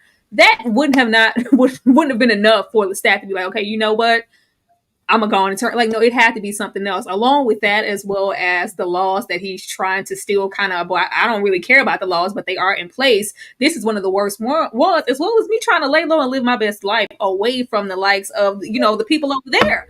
I'm trying to be here. It just would have been more. I think Lestat's version makes way more sense. And not only that, when we cut away, he's not trying to absolve himself of just nothing. If they're guilty, I'm guilty too. I turned her. I'm supposed to be up here with them. Like, I'm not innocent. I was like, okay, that's all I need to hear. Does Lestat look like the kind of dude that will want a child? Lestat is not the child rearing type of man. Lestat trying to be outside. He trying to go to the juke joint. He trying to, you know what I'm saying, be outside. Absolutely, and go to the party and go to the parades. He don't want to sit down and read no damn Leave It to Beaver book with this child at the house. He would do it for Louis. And the fact that Louis was so upset and like absentee in the relationship, he would do anything to keep Louis around. And y'all saying that, you know, Louis was treating Claudia all kind of way. Every plan that Claudia had came up with, absolutely, we went with. Every plan that Claudia has devised. It's true. Let's keep it factual and actual. Every plan that Claudia has devised, Louis has backed her up and gone alongside her with it.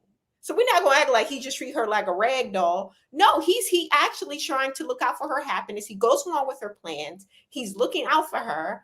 And the fact that he, in Lestat's version, keep in mind, he dragged her across the floor. Is that true? Or is that just the way Lestat put another dig into Claudia because he don't like her as much as Armand don't like her? Ashley, you got your hand up? I think that's true. And I do. Because he didn't go along with every plan Claudia had, because Lestat's still here. If he had gone along with her plan, he'd have been in that incinerator. Lestat would have been done. Gone. He killed that man. They stayed in Louisiana. They went all around the world trucking, trying to find another vampire. They did everything this little girl wanted to do. And I don't know, y'all, he definitely got love for Claudia. He on the stage right now because Claudia wanted to stay there. No. Because remember, even Claudia said when she's like, I got a secret, you want to get rid of him just as much as I do. So he was going along with Claudia's plan because he felt the same way. If that, look, y'all can't have both ways. I have it both ways. Y'all can't say he didn't kill her because he loved her. I don't want both ways. I don't. I feel like he's been going along with a lot of Claudia, and that I think he feels guilty. I I think that's what's been keeping him next to her this entire time, because he feels guilty about his little shame and the whole process of how she was turned, why she was. I think it's been guilt attaching him to her this entire time, more so than love. I'm not seeing as much love as I thought we had that first season. It's slowly disappearing with every single episode. I'm seeing a lot of guilt though, and we see guilt in the past, and we also every single time we in Dubai see it modern day. Like, where the love at? Where's the love? I'm seeing obligation, and I'm seeing regret. Like, oh, maybe I shouldn't have. He's regretting it now in Paris, and he's ashamed that and embarrassed that, like, I did this to her. I played a part in this, and I'm feeling guilty about it, and it's not something I can take back. And now that I want to maybe go off and live my life or be away from this guilt, this whatever Claudia represents, I can't, because I said I love her, and it's me and you're my sister, and I'm your uncle daddy. We don't got time for that. Louis is a selfish. Let me not say that. He's a selfish man. He's a selfish man.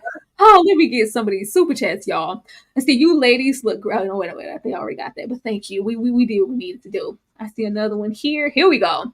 Let's see. Claudia deserves so much better, but she went out like a queen, and she did. Thank you so much for the $5. Like, see, you gonna ride for your man. I love you for that, cause girl, she gonna ride for Louis if she don't do nothing else. Hyper Green, thank you so much for the $5 super chat. When that slur got yelled, I said, you done pissed off the wrong. Absolutely did. I just thought at that moment it was gonna be a slaughterhouse. Like, he not about putting up no presentations to nobody. Lestat has always wanted to live out loud. I thought he was gonna snatch that man up.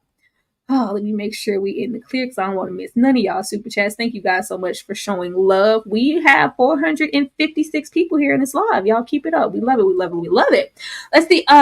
This was, I just had to get here because, Kay had sent this, like, oh. And I think after you sent it, Kay, I was like, yeah, Lestat is in Dubai in the same outfit he's in Paris. Okay, he ain't actually there. This is another hallucination.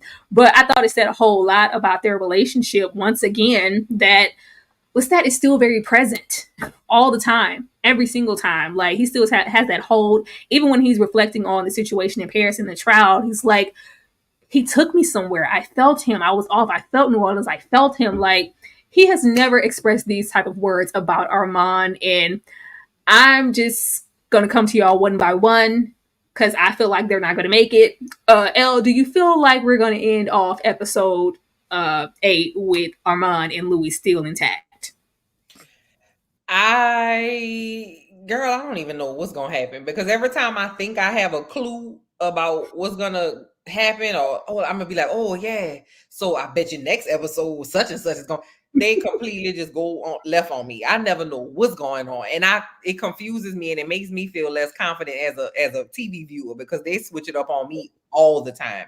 But I mean, obviously we see that they're still together in 2024, living that boring ass life in that boring ass house.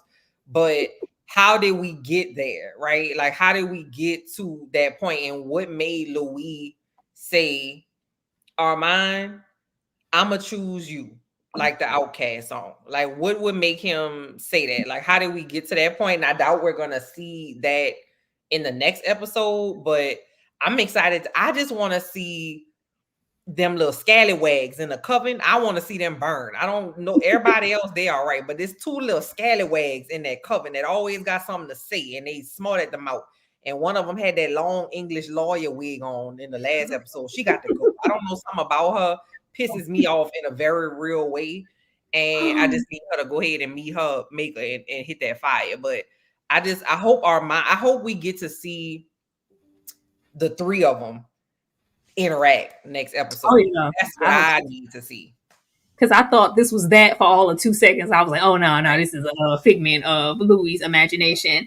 But Ashley, how about you? Because not only are they getting more and more distant, but Louis having all of these revelations, for good or bad. And that it was a moment, he threw the blood. This is hard. Like, that temper, that old Louis it's flaring up. It's getting out there. I think they're going to separate. Ashley? I do too. I think it's time. You know what I mean?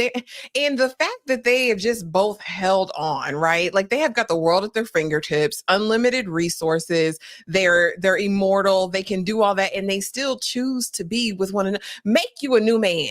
All right, Armand, make you a man that'll love you.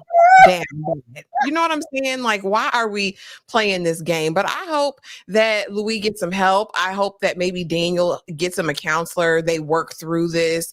Maybe once his mind is cleared of all of Armand's undue influence, maybe he'll come back to that old New Orleans Louis who still needed a counselor and a therapist. But yeah, my hope is that it's overdone. I'm sick of them together. I want to see something else. Bring Lestat back. Yeah, that part. Okay. Y'all seen Men in Black, right? Flashy thing.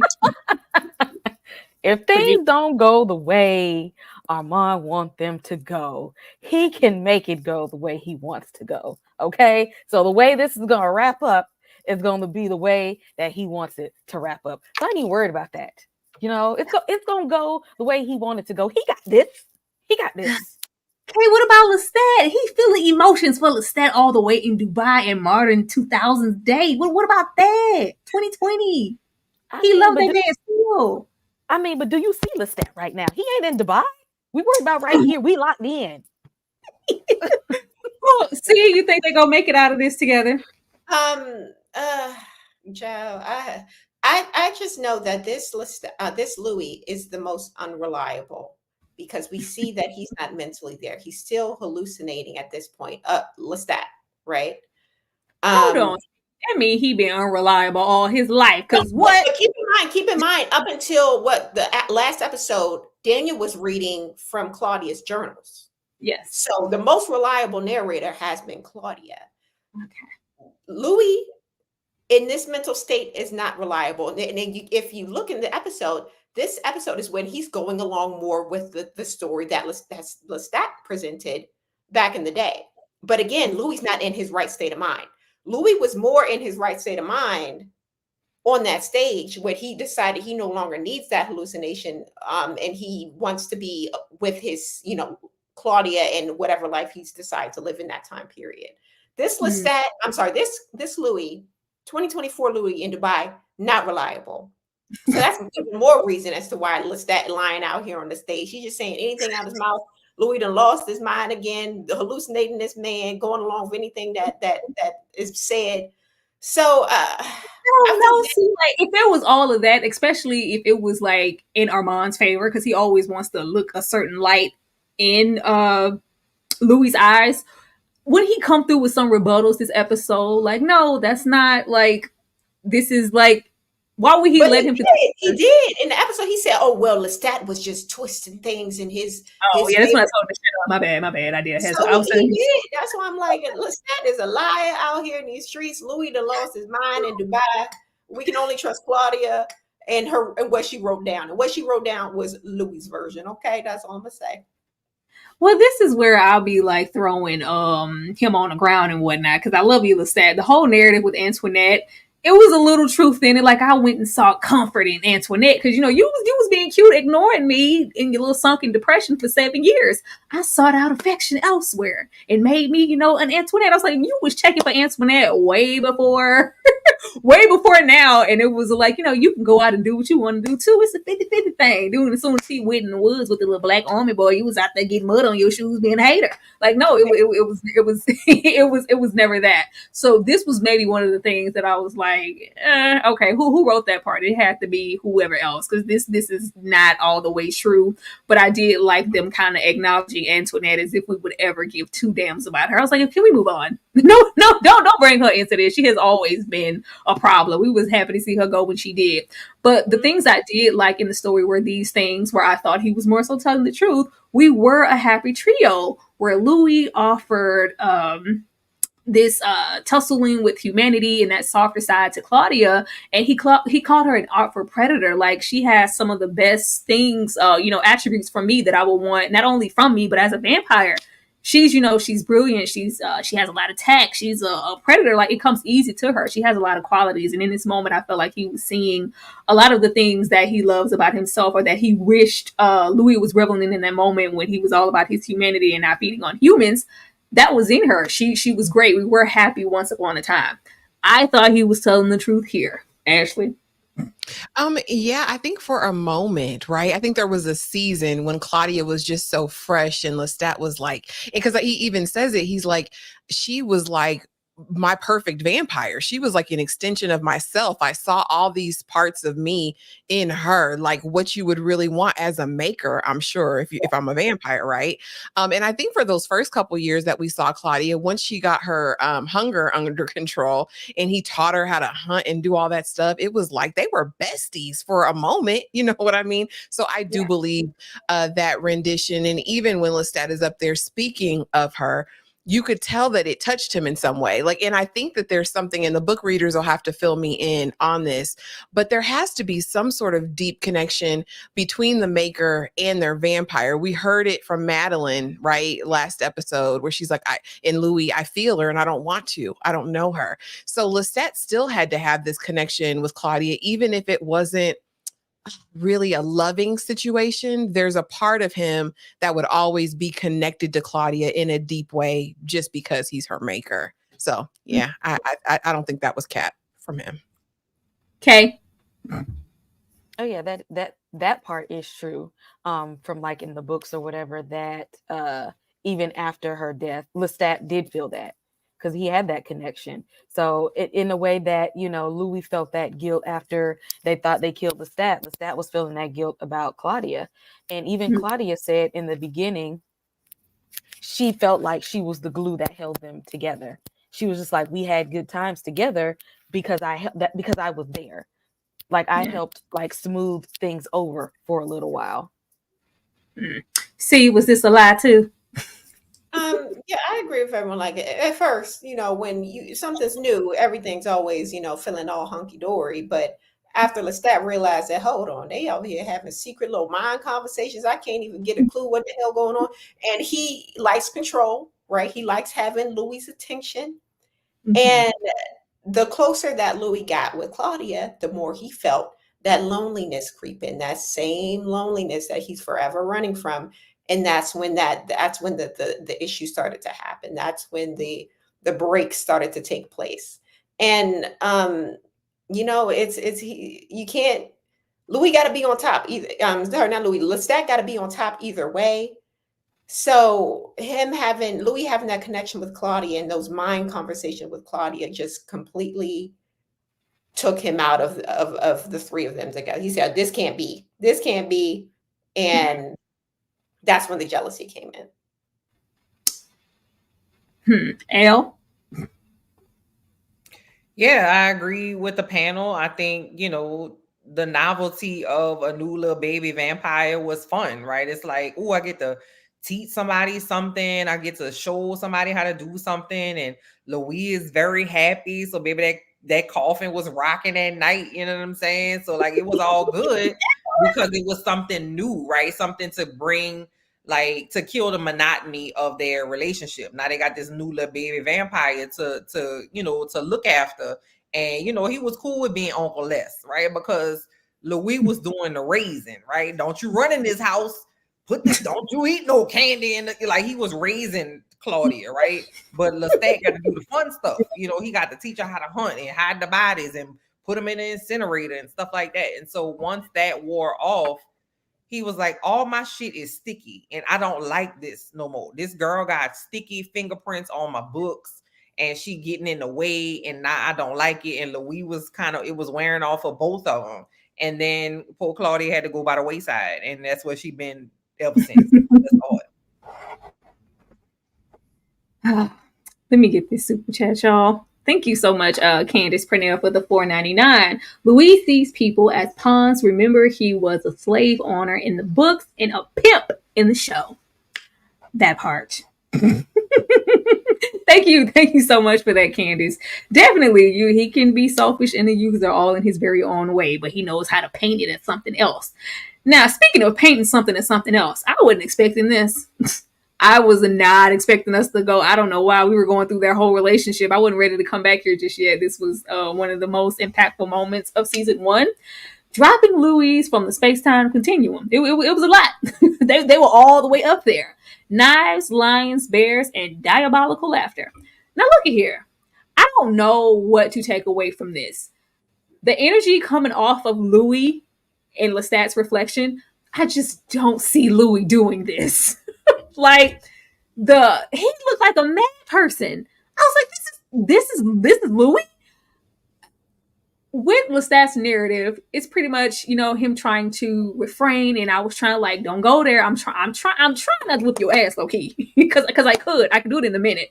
But you're coming at me. You keep coming at me with this energy. I'm not going to have any choice but to retaliate. And he only retaliates in the moment of, you're really considering what Claudia came back here for. You're going to leave me and go with her.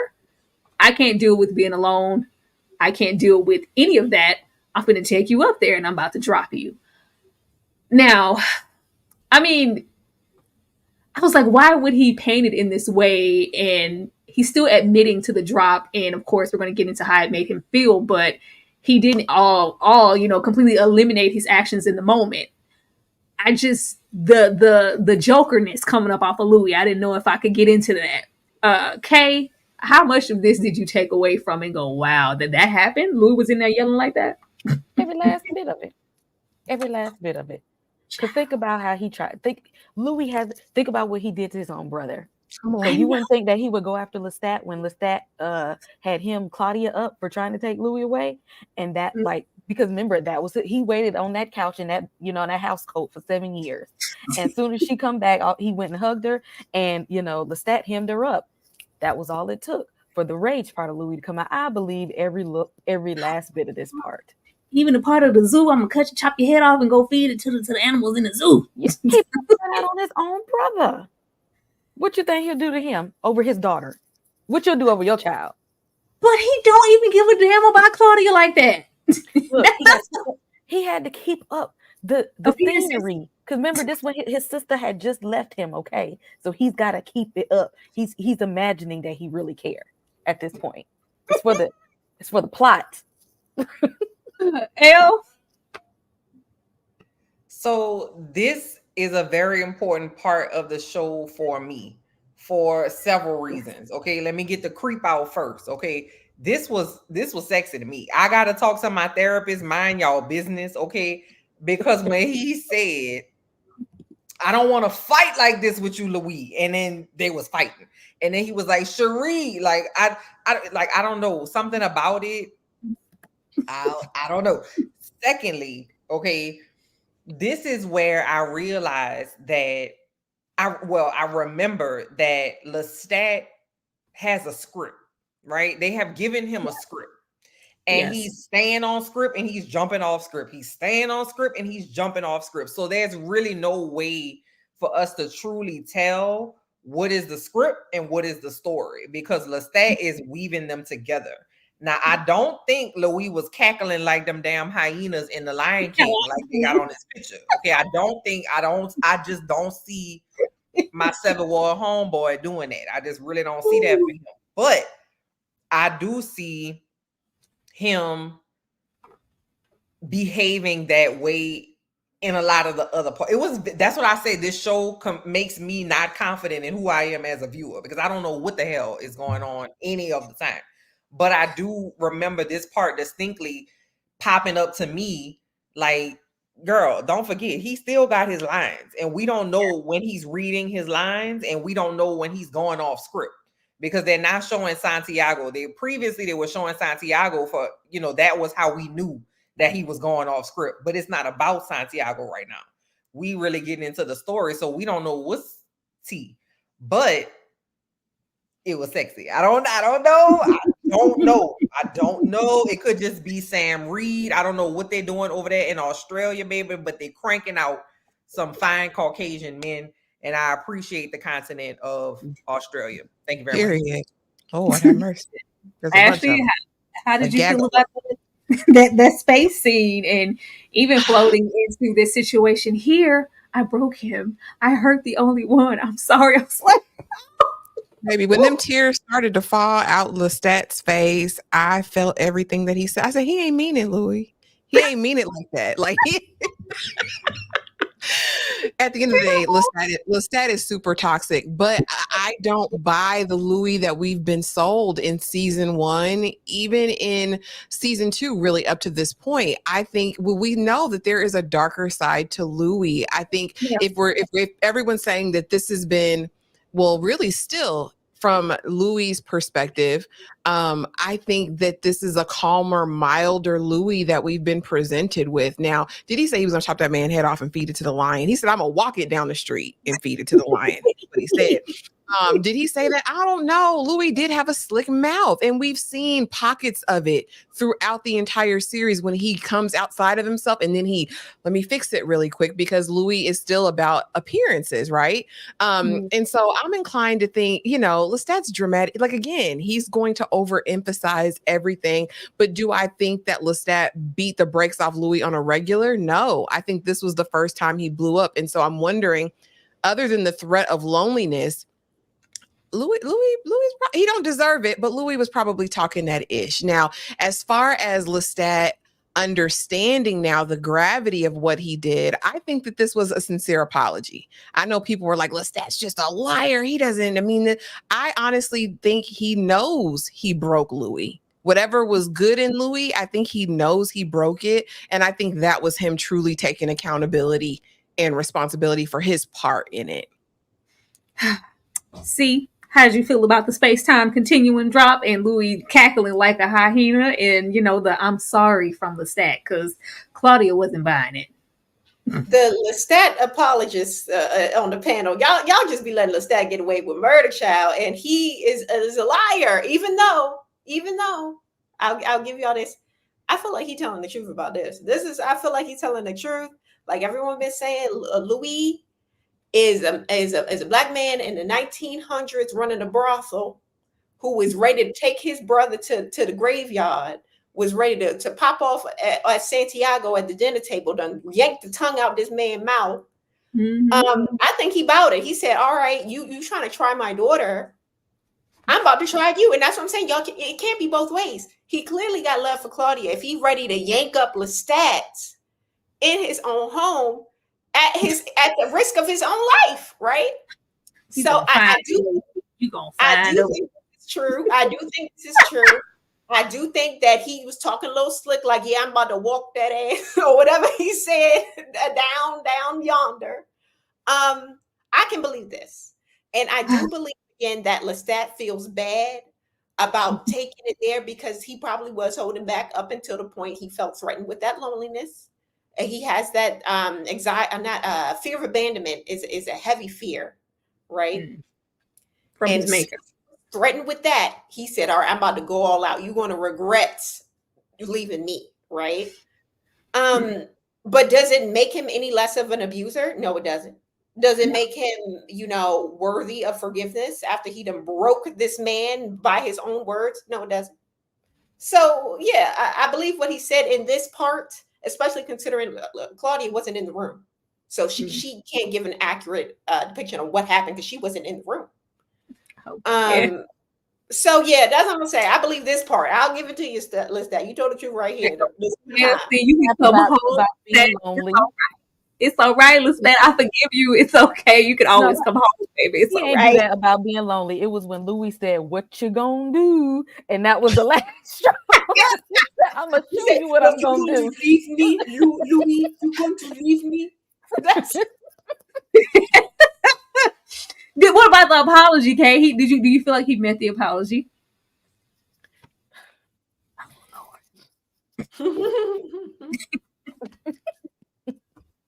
No, he wanted the audience to think that he was apologetic. Okay, this is an actor in the theater. He said, "Okay, I mean, I dropped him from outer space and all that.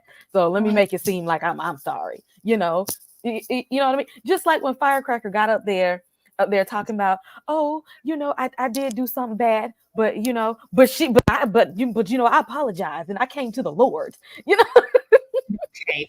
I will believe a lot of stuff. Can't nobody spread it on my cracker that he ain't take Louis' brother out to have him to himself. I'm gonna take that with me always. He had something to do with him jumping off of that roof. But I feel like he meant this. I felt like he meant this, and I'm always feel. I felt like he really, really meant. This was the first and only time he genuinely looked at him and said, "I'm sorry. I'm gonna always be sorry. I broke you, and I'm sorry. I shouldn't have never, let it get that far, or let my thoughts of loneliness or whatever, or the what you gonna do situation take me to that extent. It should have never gotten there. I felt like he meant it. That's all right. But this does not really move him. And it's just like, I'm just really focusing on the fact that I'm about to die. But who it does move to get up after everything's been cut, they've been bewildered, turned out, brains scrambled. Claudia finds the strength to get up and talk. This isn't a trial, it's a stoning. Can I apologize too? Can I apologize for poisoning his? I mean, he's still over there. I poisoned his ass, but he's still alive. He's here still kicking and screaming. Yeah, I didn't think so. She has her big one saying, this was never about me. All of this showboating on this stage. Yeah, you didn't come here for me. You came here for this, and you came here for Louis. Like, this has never been about me. Like, I loved all of this. I love how Madeline was coming to like, I was like, oh, damn, Madeline, you just the way he says y'all kept leaning in on Madeline, giving her that high bed, do bed, dumbula, give me the power, I beg you, whatever he was telling her. I was like, damn, Madeline, she was just so discombobulated. Just bewildered, poor thing. Ashley, how did you feel about her standing up and going like, can I apologize too? If that's what all it takes, because all of you could be up here with me. Baby, let's be honest. The best vampire by what we envision as an immortal vampire, how they would go about living their life, what they would do, the grit that they would have. She's the embodiment of that. And when she gets up in that moment, it's like, I can tell you a joke and apologize and y'all gonna forgive me like you forgave him. Like, y'all say I unalived him, but he's sitting right here. So what are you really talking about? When she got up on them shredded ankles, stood up in that floor flat-footed, even while they were trying to mind bend her, because they were doing that to all of them, right? Her, Louis, anytime they tried to speak up, and she fought through it to get her words out. I was like, Claudia is OG Bobby Johnson. I have nothing but respect for this vampire. Do you hear me? She did her big one. Delaney, kudos to you, sis. Like you came in and blew all of our expectations. I can't, what else can I say? She did that, and I believed everything she said. I believed everything she said. It was true. Elle? Mm-hmm. Every time Claudia opened her mouth, she will never lie to me. Okay, Claudia has never told a lie on this show. She said, picked another one over me. Claudia gonna let you know what time it is. Don't matter what time it is. So I thought that it showed the kind of person that, because her doing that didn't have nothing to do with her being a vampire. That's who she would have been had she been a human. You know what I'm saying? She would have stood on business. And it's wild because she couldn't stand at all, that she was standing on business. So for her to say that in that moment, one, she knew she was out of there anyway. She knew she was going to die. So what's the point? I might as well tell y'all what time it is and what I think of you. And, I really loved her. She was tenacious this entire season. And I love that for her. And I love that for us. And I love to see her fight even in all of these circumstances, right? Like she was literally fighting all her whole life. All her life she had to fight. All her life she had to fight. And it just was really good to see her stand up and be like, y'all trash. Okay. And I know what time it is with this, but I'm gonna tell you what I have to think, what I have to say and what I think and what I feel. And I love that scene. And she was Delaney, baby. Listen, British actors. I don't know what y'all cooking over there at the Shakespeare Theater, baby, but them British actors are cooking over there because everybody is under a British, either a British citizen or a British colony on this show, except for Eric Bogosian, baby. They were giving it to me this episode, this season actually. Okay, I'm gonna come to you next. How did you feel about what Claudia had to say in the fact that finally, all the way in the end, and y'all know how we felt about Madeline on this panel for the most part, she chose her. I wasn't surprised that she chose her, but I was happy that in that moment, like, like somebody, she didn't go out of this world without somebody putting her first, or somebody picking her. She's my coven. Claudia is the end all and be all for me. If she's going out of here, I'm going with her. Okay, how did you feel about this? I mean, I give it up to her because she was about to die anyway. So I mean, I'll give you that, Madeline, that you stood up. But Claudia had to get up there on them broken ankles and tell her whole life, like the whole life story was flashed in front of everybody's eyes. So it would have been real foul for Madeline to not stand with her, because we don't know what Santiago was over there whispering to her with them Harry Potter sorcery spells that he kept going in on her. And I was just like, what is he trying to do to her? But I'm glad whatever it was, she fought it and she stood with Claudia, because listening to her story, because I don't think Madeline like really knew everything, but listening to her, like, how could you not say, I'm gonna choose her. I'm gonna stick beside her. Yeah. See? A couple thoughts. Madeline, I think that I love that she chose Claudia, but I also feel like, was she even all the way there? Like she didn't even know what the hell was going on. She was like, is this a trial? She was on something. They done beat the brakes off of this woman so bad she didn't know where she was. So it's like, was she fully cognizant of the fact that you're gonna die, right? If you do this, right? I'm not sure. And everything that we've seen of her, I'm not sure if she again, like I said in the last episode, she feels so much like a social climber, in my opinion, and very much a groomer and a predator. So I don't know if she was all the way there to make that decision and have it be 100% her thing. But I know she didn't want the Raggedy Coven. I knew that part. Yeah, she didn't want the Raggedy Coven, but I don't know if she was aware that, this is a life or death situation. She was all dazed and everything else on that stage. And as far as Claudia and her final speech, in a way, I love this for her and I hate it for her because she's always had to have been this strong person, this independent person. And I wonder if that is part of the reason behind casting a Black actress, because what was it Malcolm X said, that the most unprotected woman in America is a Black woman, and she feels like the most unprotected character in this show. And I hate that even until the end she had to do it herself. And yeah, it's tragic. I don't know. I liked the scene, but I didn't like it because of that. I felt like, damn, it was so tragic.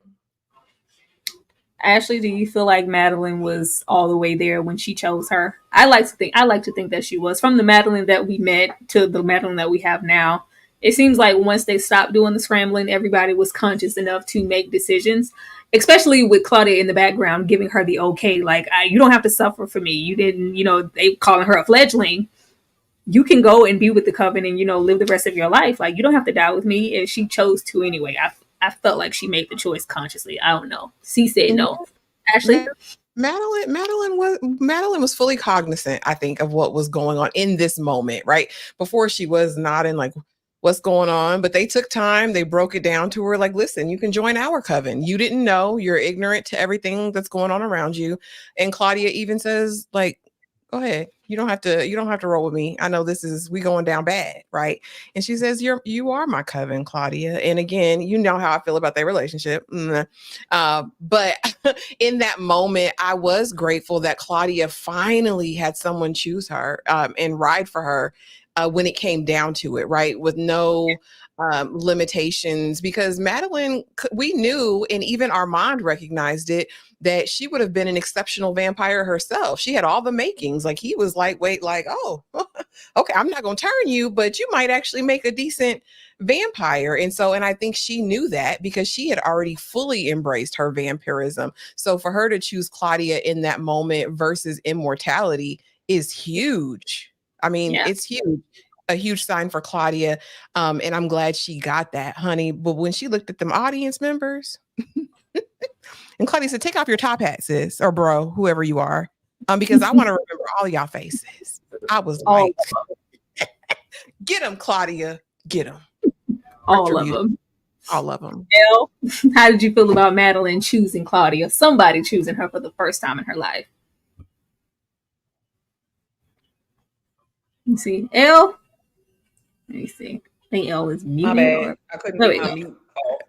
Yeah, I was happy for her because, life for her ain't been no crystal step, baby. Okay, so I'm finally, I'm glad that she has found someone to choose her, even if the person she found was a creep. Okay, so, at the end of the day, it was too little too late because like 5 minutes later, they was on up out of the door. But, I think that at least she died with knowing that someone chose her. You know what I mean? Even if it was the last thing she ever knew. I'm glad that she knew it. Madeline has always creeped me out. I never got Madeline. She was always creepy to me. Always sketchy. And that's just like Claudia, just making some weird ass choices. But we can't do nothing about it now.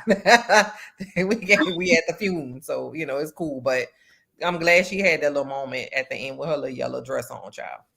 Oh, that poor yellow dress. I just love that she went out like this is a standing on business moment, Kay. Like I'm coming back. Yeah, take your. I even love Jay and Lestat, like I hate the narrative and why you're even here, but the fact essentially I was like, no, you don't get. It's like, no, let her get what she wants. Take that hat off. Yeah, let me see everybody's face. I'm coming back. I'm hunting. I'm coming to get all y'all. If there is an afterlife, I'm finding some type of way to come back here. Like she was just really defiant. She didn't let this moment just break her down to where she went out completely on her own terms, and I wouldn't expect anything less from Claudia. Let me get these super chats, y'all. Thank you so much, Tony Roberts, for the $4.99. Claudia was like, I'm getting tired of being the side in the messy sandwich. Yeah, the sandwich is messy, and it's going to continue to be messy even after she's gone, Armand. That's the thing. It's not like she was that wasn't even on the list of problems to why y'all relationship wouldn't be living its best life. Y'all still having issues years and years later. Thank you so much for that. Thank you, Tameless Kinks, for the $5. I'm late, but I love you ladies. This is so great. LB, my neighbor / girly, just over here in Texas. Thank you. But y'all, she goes out on her own terms, and we get to pretty much them getting sentenced into pretty much death. And we have Louis taken away. We have a flashback of, what happened? Well, no, ask Armand. I wasn't there. Now looky here. Armand saying that, because we had just, I don't know if I put it in the wrong spot. I may have missed it. Let me go to the next slide to make sure, because I want to discuss that first, because that's very, very important. Us having our moment. Oh my God, it's not, I actually missed the slide. Look at me. Well, before this, we have, well, no, that's the ending slide. There, where they're all kind of being, sentenced to, death, or you can do this. And we have Armand flex his powers. What'd you say, Ashley? Hold on, I think it's freezing. Hold on, is everybody froze? Is it back? Oh, we getting all real extra. That stuff trying to be raggedy. Can everybody hear me? Yep. Everything good? I feel like somebody's froze. I think C's froze. K's fine. Is C frozen? I don't know. So. Something's everybody's kind of okay. There we go. It's catching back. It was lagging or something. But we have the moment prior to this one where Armand breaks his whole neck to save Louis. And I think all of us were begging the question of, if you could do that for him, you could have done the same thing for all of them, and you just simply chose not to. But we have them pulled away and separated, and not only is she defiant to the end. Oh, okay, it was her leg. And she'll be right back, guys. Un momento, por favor. think she was getting into the scene where Armand, he just decided to save Louis and Louis alone, which was cruddy. I don't understand the Trash. Yeah. Yeah. And Trash. again, we touched on it earlier. It's the fact that he's a 500-year-old vampire and he's being held by Sam. He wasn't even beat up. So what is his excuse for not being able to save Claudia? Kay, I want to know what you have to say about it, because that's your man. You Armand down. What? Why didn't he save Claudia? That's the question. I was getting ready to come to the save for Armand, because I know y'all got something to say. What about Armand breaking his neck to save Louis, but he couldn't do the same for Claudia, or hell, even Matt, as if he would care to. But if you could do that, you could have done something. And it's like, I don't want to hear nothing about them rules, Kate. I don't want to hear anything about the rules, because it's not like they didn't know when all the crowd froze as they normally do. They couldn't utter those words, and it's all of a sudden everybody was saying banishment instead. It's like, yeah, we know that he's making them do that, but they didn't penalize or say we couldn't do. Like, all of a sudden we can make different arrangements for him because he's picking at this moment to use his powers. Like, Kay, go on, save Armand as you like to do. I mean, before I get to Armand, I do want to say Claudia went out like a G. Double OG, triple OG. Okay, that's the word right there. POP, hold it down. I love Claudia. But I mean, there was a price to pay for, breaking the rules. He told y'all. Okay. He told y'all. I mean, did he lie though? Did he lie? He said, y'all, and they read the rule. Claudia was sitting right there when they let her join the coven, and they said what it was. They already told her. So I mean, sometimes, that's what happened when you break the great laws. But everybody that broke the great laws, Kay, what are the great laws if everybody can break them? But I gotta die. I gotta die though. You've been breaking the great laws since Louis got here. But he ain't on trial. Exactly. Nobody's on trial but poor Claudia. Like, this, the double standard in this coven is trash. Elle, did you share your opinion on our girl going out and Armand just breaking his neck to save Louis? He's just straining to keep, but we couldn't do that for everybody else.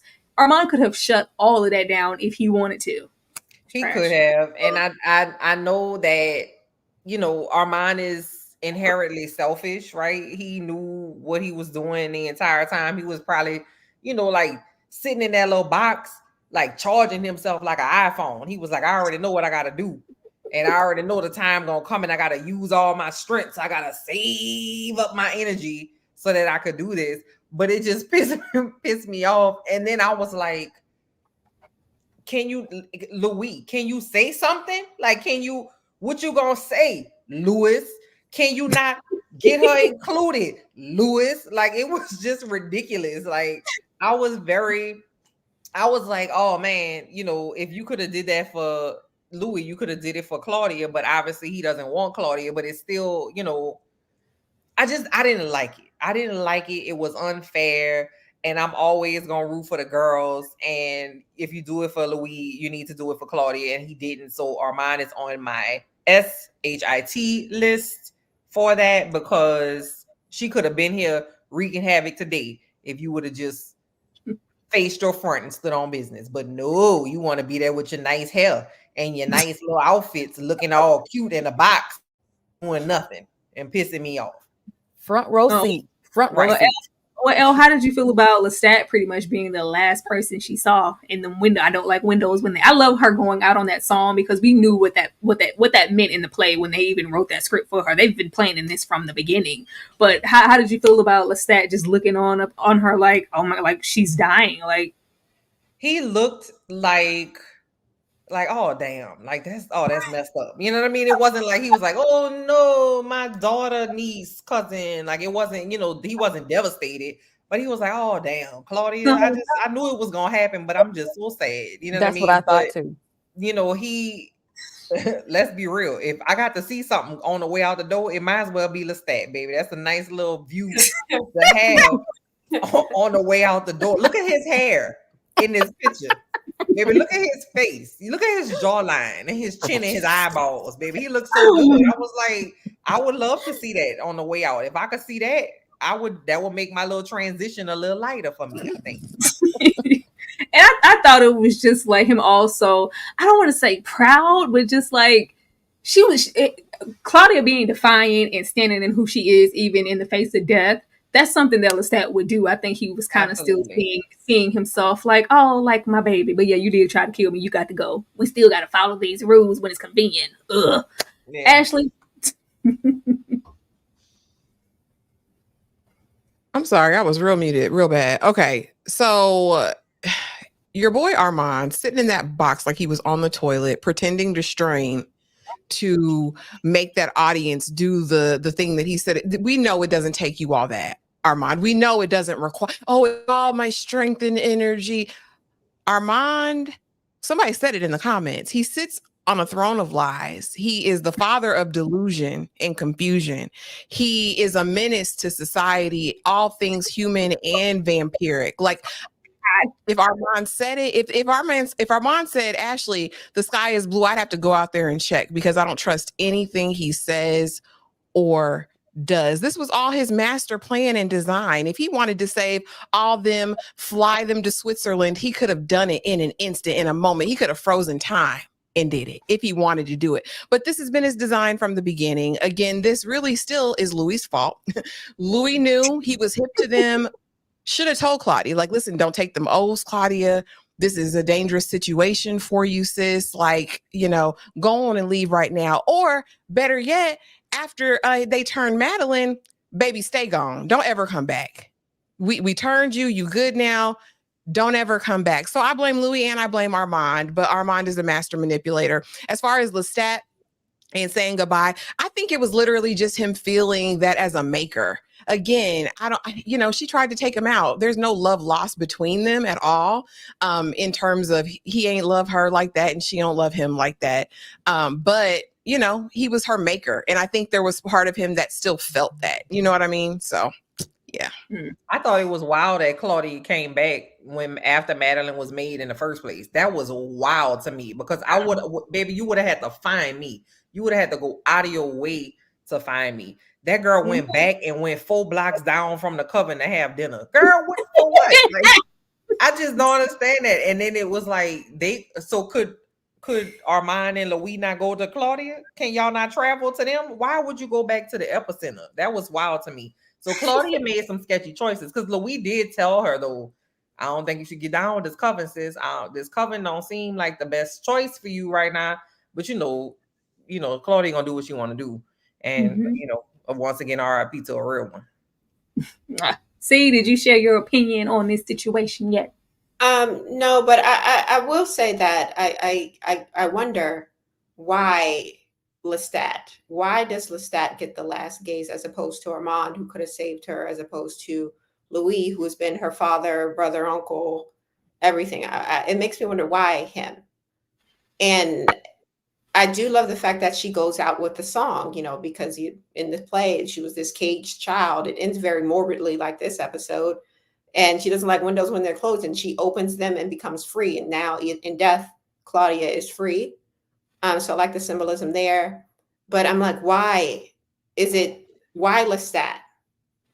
But I did enjoy the scene. Is it all guilt? See, was it giving you did this to me? Was it giving that for you? No, because was it him or was it Armand? Because Armand sold him out. So it's like, and it wasn't, I don't think it's Louis, but I can see if she were to say, Louis, why didn't you protect me? Why not give him that last look, right? This person who you spent your entire life with. But hopefully they'll get into it in the next episode a little bit. I think she looked at Lestat because, technically that was her dad too. And Lestat is powerful too. And I think maybe it was that last look of, if you're my dad, why aren't you doing anything? Like why, like you see me here, is there nothing you can do but watch me vanish? That was terrible. Poor thing. Like it's just looking like Lestat, y'all. How old is he? Maybe like 200 years. 200, maybe 3 at this point. Like because he wasn't I as know old. Armand is super old, but I knew Armand was like ancient, but I don't know. I knew Lestat wasn't ancient, but I knew he was old as in comparison to Louis. So they be lying to us, y'all. They just lie to us all the time. We don't even know if what they're saying about their age is the truth. Armand could be 13 years old. We wouldn't know. He be lying. Well, will we have Claudia, who is burnt along with Madeline? Like, I love that they went out together. Oh, Armand, like, oh, I was trying to make out what they were saying to each other, but I was distracted because I was so worried about Louis. We have Louis. He is beaten and buried alive in a whole coffin full of rocks and left to starve to death. We know that he is absolutely not going to stay here. Now, leaving this here, if y'all want to share y'all opinions on Louis, I didn't really get into Louis' death because I'm like, Louis not going to die. Louis, we're going to be anticipating Louis' vengeance or just, him getting up out of there. And they have this shot down here with these rocks and this blood to bring him back. I'm sure that's Armand's. I'm sure that's Armand's going and, getting his man out of there as soon as there's a moment, which kind of brings us to the end of the episode and what we feel like may be coming in the next one. It's going to get real interesting. I think we're all ready to see that vengeance, to see him, I guess, maneuver and rescue his man out of. I love this little shirt Armand got on down here. It's kind of giving slave quarters like it did when the coven was all underneath the ground and whatnot, living in squalor. It's giving that. He just looked downtrodden. So I guess we're going to be anticipating that, or him pretending to be all while he, it's just like, it's not like Louis in some secret location. All you gotta do is go down there and pull him out and give him some blood when you have an opportunity. So that's not going to be just crazy to do. I think we're going to also be dealing with, because Santiago, self-proclaimed leader of the coven now, we're going to be kind of dealing with him, maybe basking in it for all of 5 minutes until Armand goes and gets his man out of there. I do want to know what's going to happen with Lestat and where he's going to be, because, like, if we don't get a scene with them interacting together, girl, what is we all here for? That's what I've been anticipating. Lestat, Armand, and Louis all in the same scene together, giving Atlanta Nunu, this you? This who you with now? Like, this who you choosing over me? I've been waiting on that, or just something. And just to see the conversation that Louis has with Lestat about Claudia's death, and maybe even some revelations of maybe what was true, what was false in this play, or just Louis coming full circle. Now, in modern day, I'm ready for them two to separate. I'm ready for those two to separate. I don't want Armand coming through the flashy thing, Men in Black, Louis, no more. They need to separate and see who they are without each other. See, what are you expecting in episode 8? I want to see what they do with Daniel. I know we talking about Lestat and everybody, but Daniel's my baby. What y'all about to do to my baby? Y'all gonna keep it book accurate? Y'all gonna do something else? That's what I want to know. And I also would like to see how Louis about to get his vengeance, right? Because it's all hell about to break loose. Y'all thought he was buck wild in the past when Lestat threatened Claudia that one time. He about to go buck wild as soon as he wake up, right? So I can't wait to have that old gangster Louis back, see what's what. And even Santiago, that's my baby too, but he gotta go. I want him to go next episode, and I can't wait to see it. He got to go. I'm looking forward to seeing, like, what has Louis learned from, like, you weren't just having sex all this time. Did you learn something? Do you have some powers, my boy? Let me see what you can do. Elle, what are you looking forward to in this final episode? I this entire season have wanted interaction between the big three: Armand, Lestat, and Louis. That's what I want. I said in my recap that I want 2 of them or all 3 of them to fight and destroy stuff in the street like the Avengers when they tore down Manhattan, babe. I want some, like, stuff to break. I want people to die. Like, I just want, like, a big finale, right? I want a big, huge something or other. I also want Santiago to die. Love him down. Love him bad. He was giving real, like, okay, when he was the judge, you know what I'm saying? He was like, this is my moment. I've been waiting all my life to have this moment. But he got to go too, because he was messy boots. And I also want to see like what happens to Daniel, because my baby, he needs to go rest and get him some medication and some, you know what I'm saying? He got, his body is just taking over. And I also want to see, where's Raglan James at? Like, did he come in here and drop all this stuff off and kick all this mess off, and then he just gone into the wind? Like, where is he gonna be at? So I need everybody to get information and do what I need them to do in one episode. So we'll see. Ashley?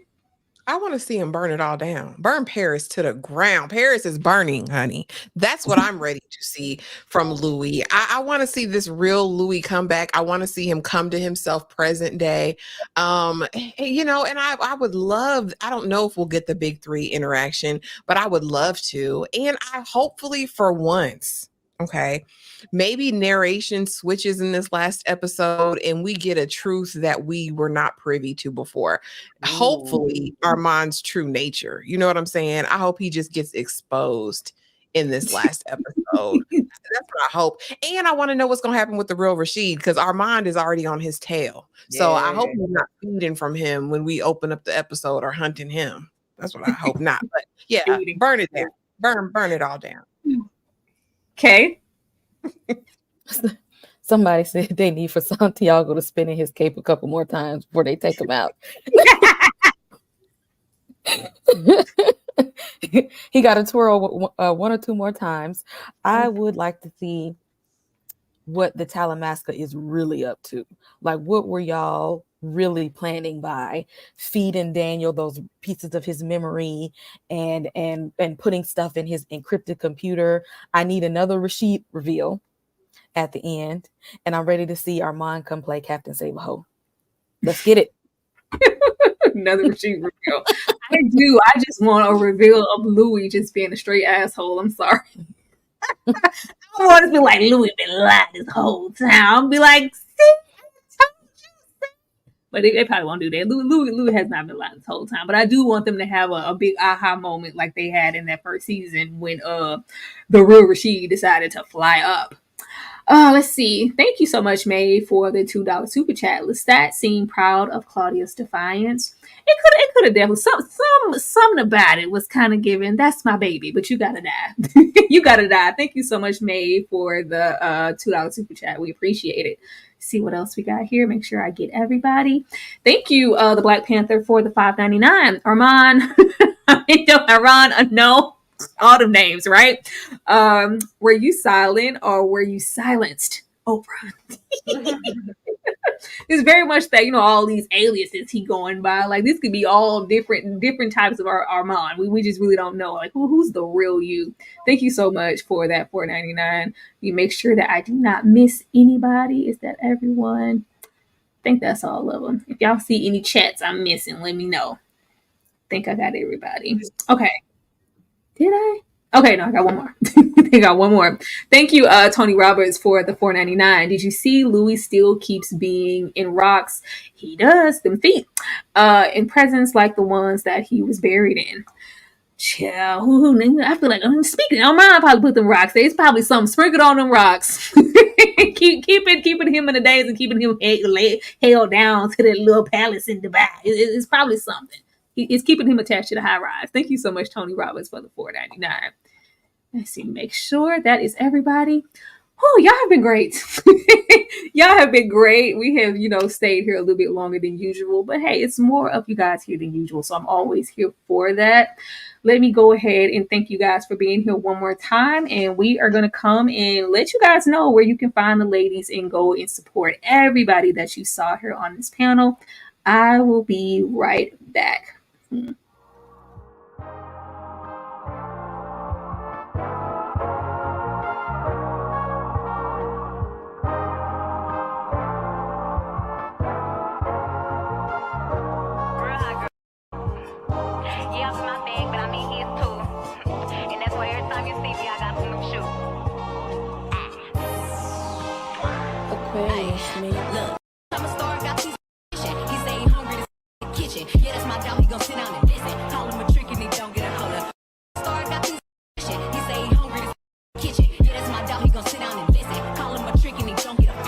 know he giving his money to make it. He know it's very expensive to date me. Tell him go put my name dollar. He know he giving his money to make it. He know it's very expensive to date me. Told him go put my name on that account because when I need money, I ain't tryna wait. I can't be weak. No, you can't touch this. Ay, I don't read it. My money thick. Ay, don't walk with a limp. I'm on some pimp. Ay, he say you all about money. Yeah, I'm on that cash. I'm in my bag. I'm on your ass. I'm in that new shit. You on that last year. Pimp. On simp shit. Ay, he say you. Thank you. Ashley, girl, I'm going to come to you first down there with the sweet perspective to let everybody know where to come find you and what you have coming up next on your channel. Go ahead, Ashley. Muted, Ashley.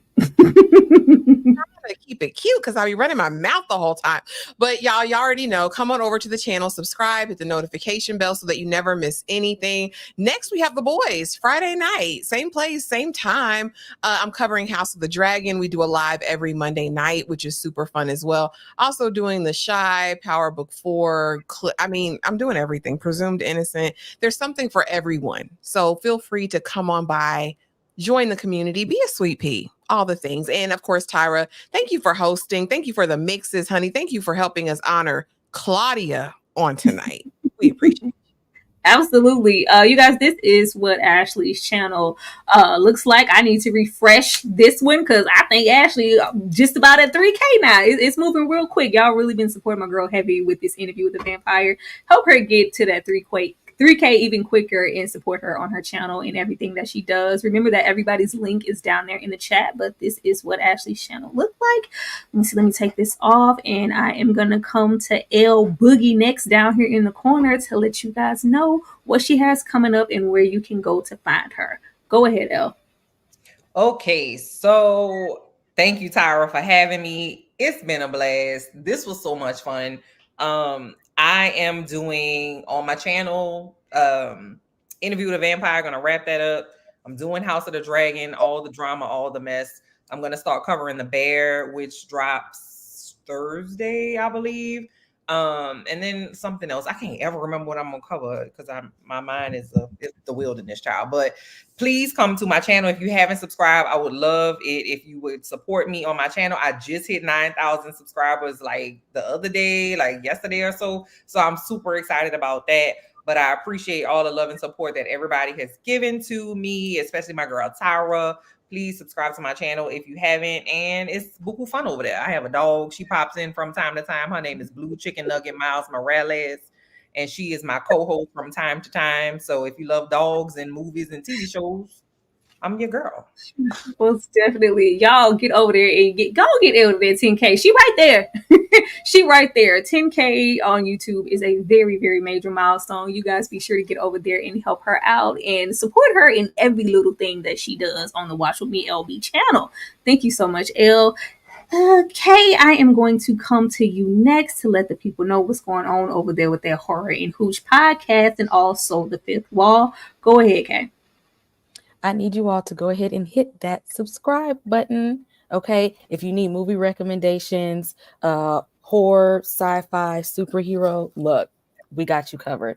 Old school throwback horror movies, underrated horror movies, new stuff. We're covering Interview with the Vampire, of course, House of Dragon, The Boys. I need to drop a review for The Watchers and Tarot that just came out. So those will be coming probably this week or this weekend. If you need something to watch, hit that subscribe button. Calling all nerds, blurs, and horror fans. I got what you need. Hit that subscribe button. Mm-hmm. Get over there. I keep telling y'all, stop playing with Kay and her 1,000 subs. Stop playing. Stop playing with Kay and those 1,000 subs my girl is trying to get to. This is what Kay's channel looks like. She also has her Horror and Hooch podcast. Everybody on here is pretty much on every single platform. Your TikToks and stuff like that, except for me.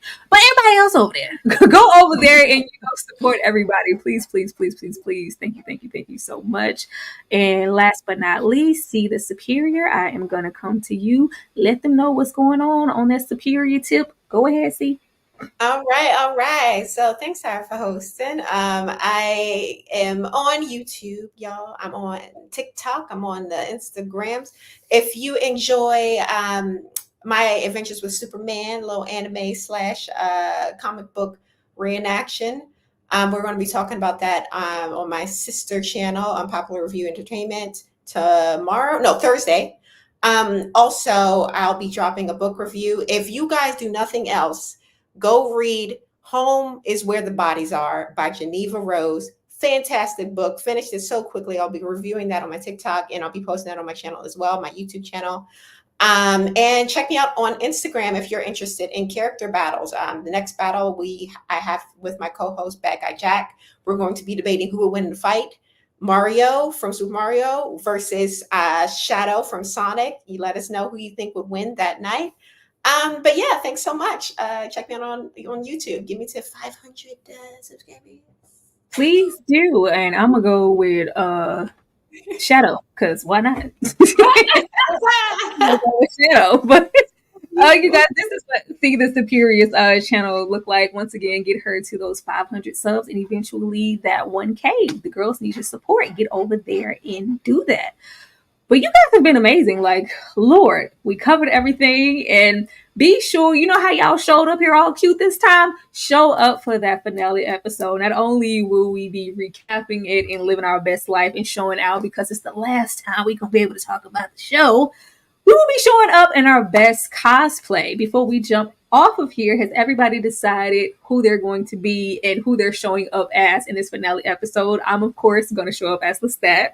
Everybody else? Y'all already know Armand Hive. Let's get it. We up. All right. I'm coming as Claudia. No windows closed, Claudia.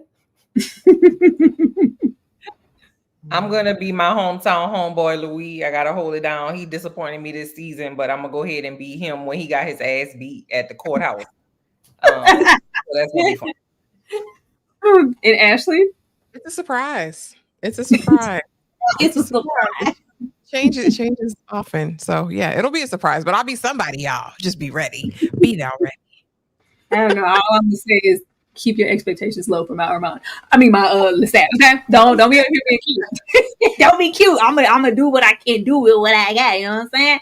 But you guys have been absolutely amazing. We will see you next time, and be on the lookout for us coming back Friday once again for our recap of The Boys episode 5. We would love to see you there. Also, remember to support these ladies on every single platform and hit the like button because it's free. We will definitely see y'all next time. Thank you, Tyra. Thank you for hosting. Yeah. I do what I can.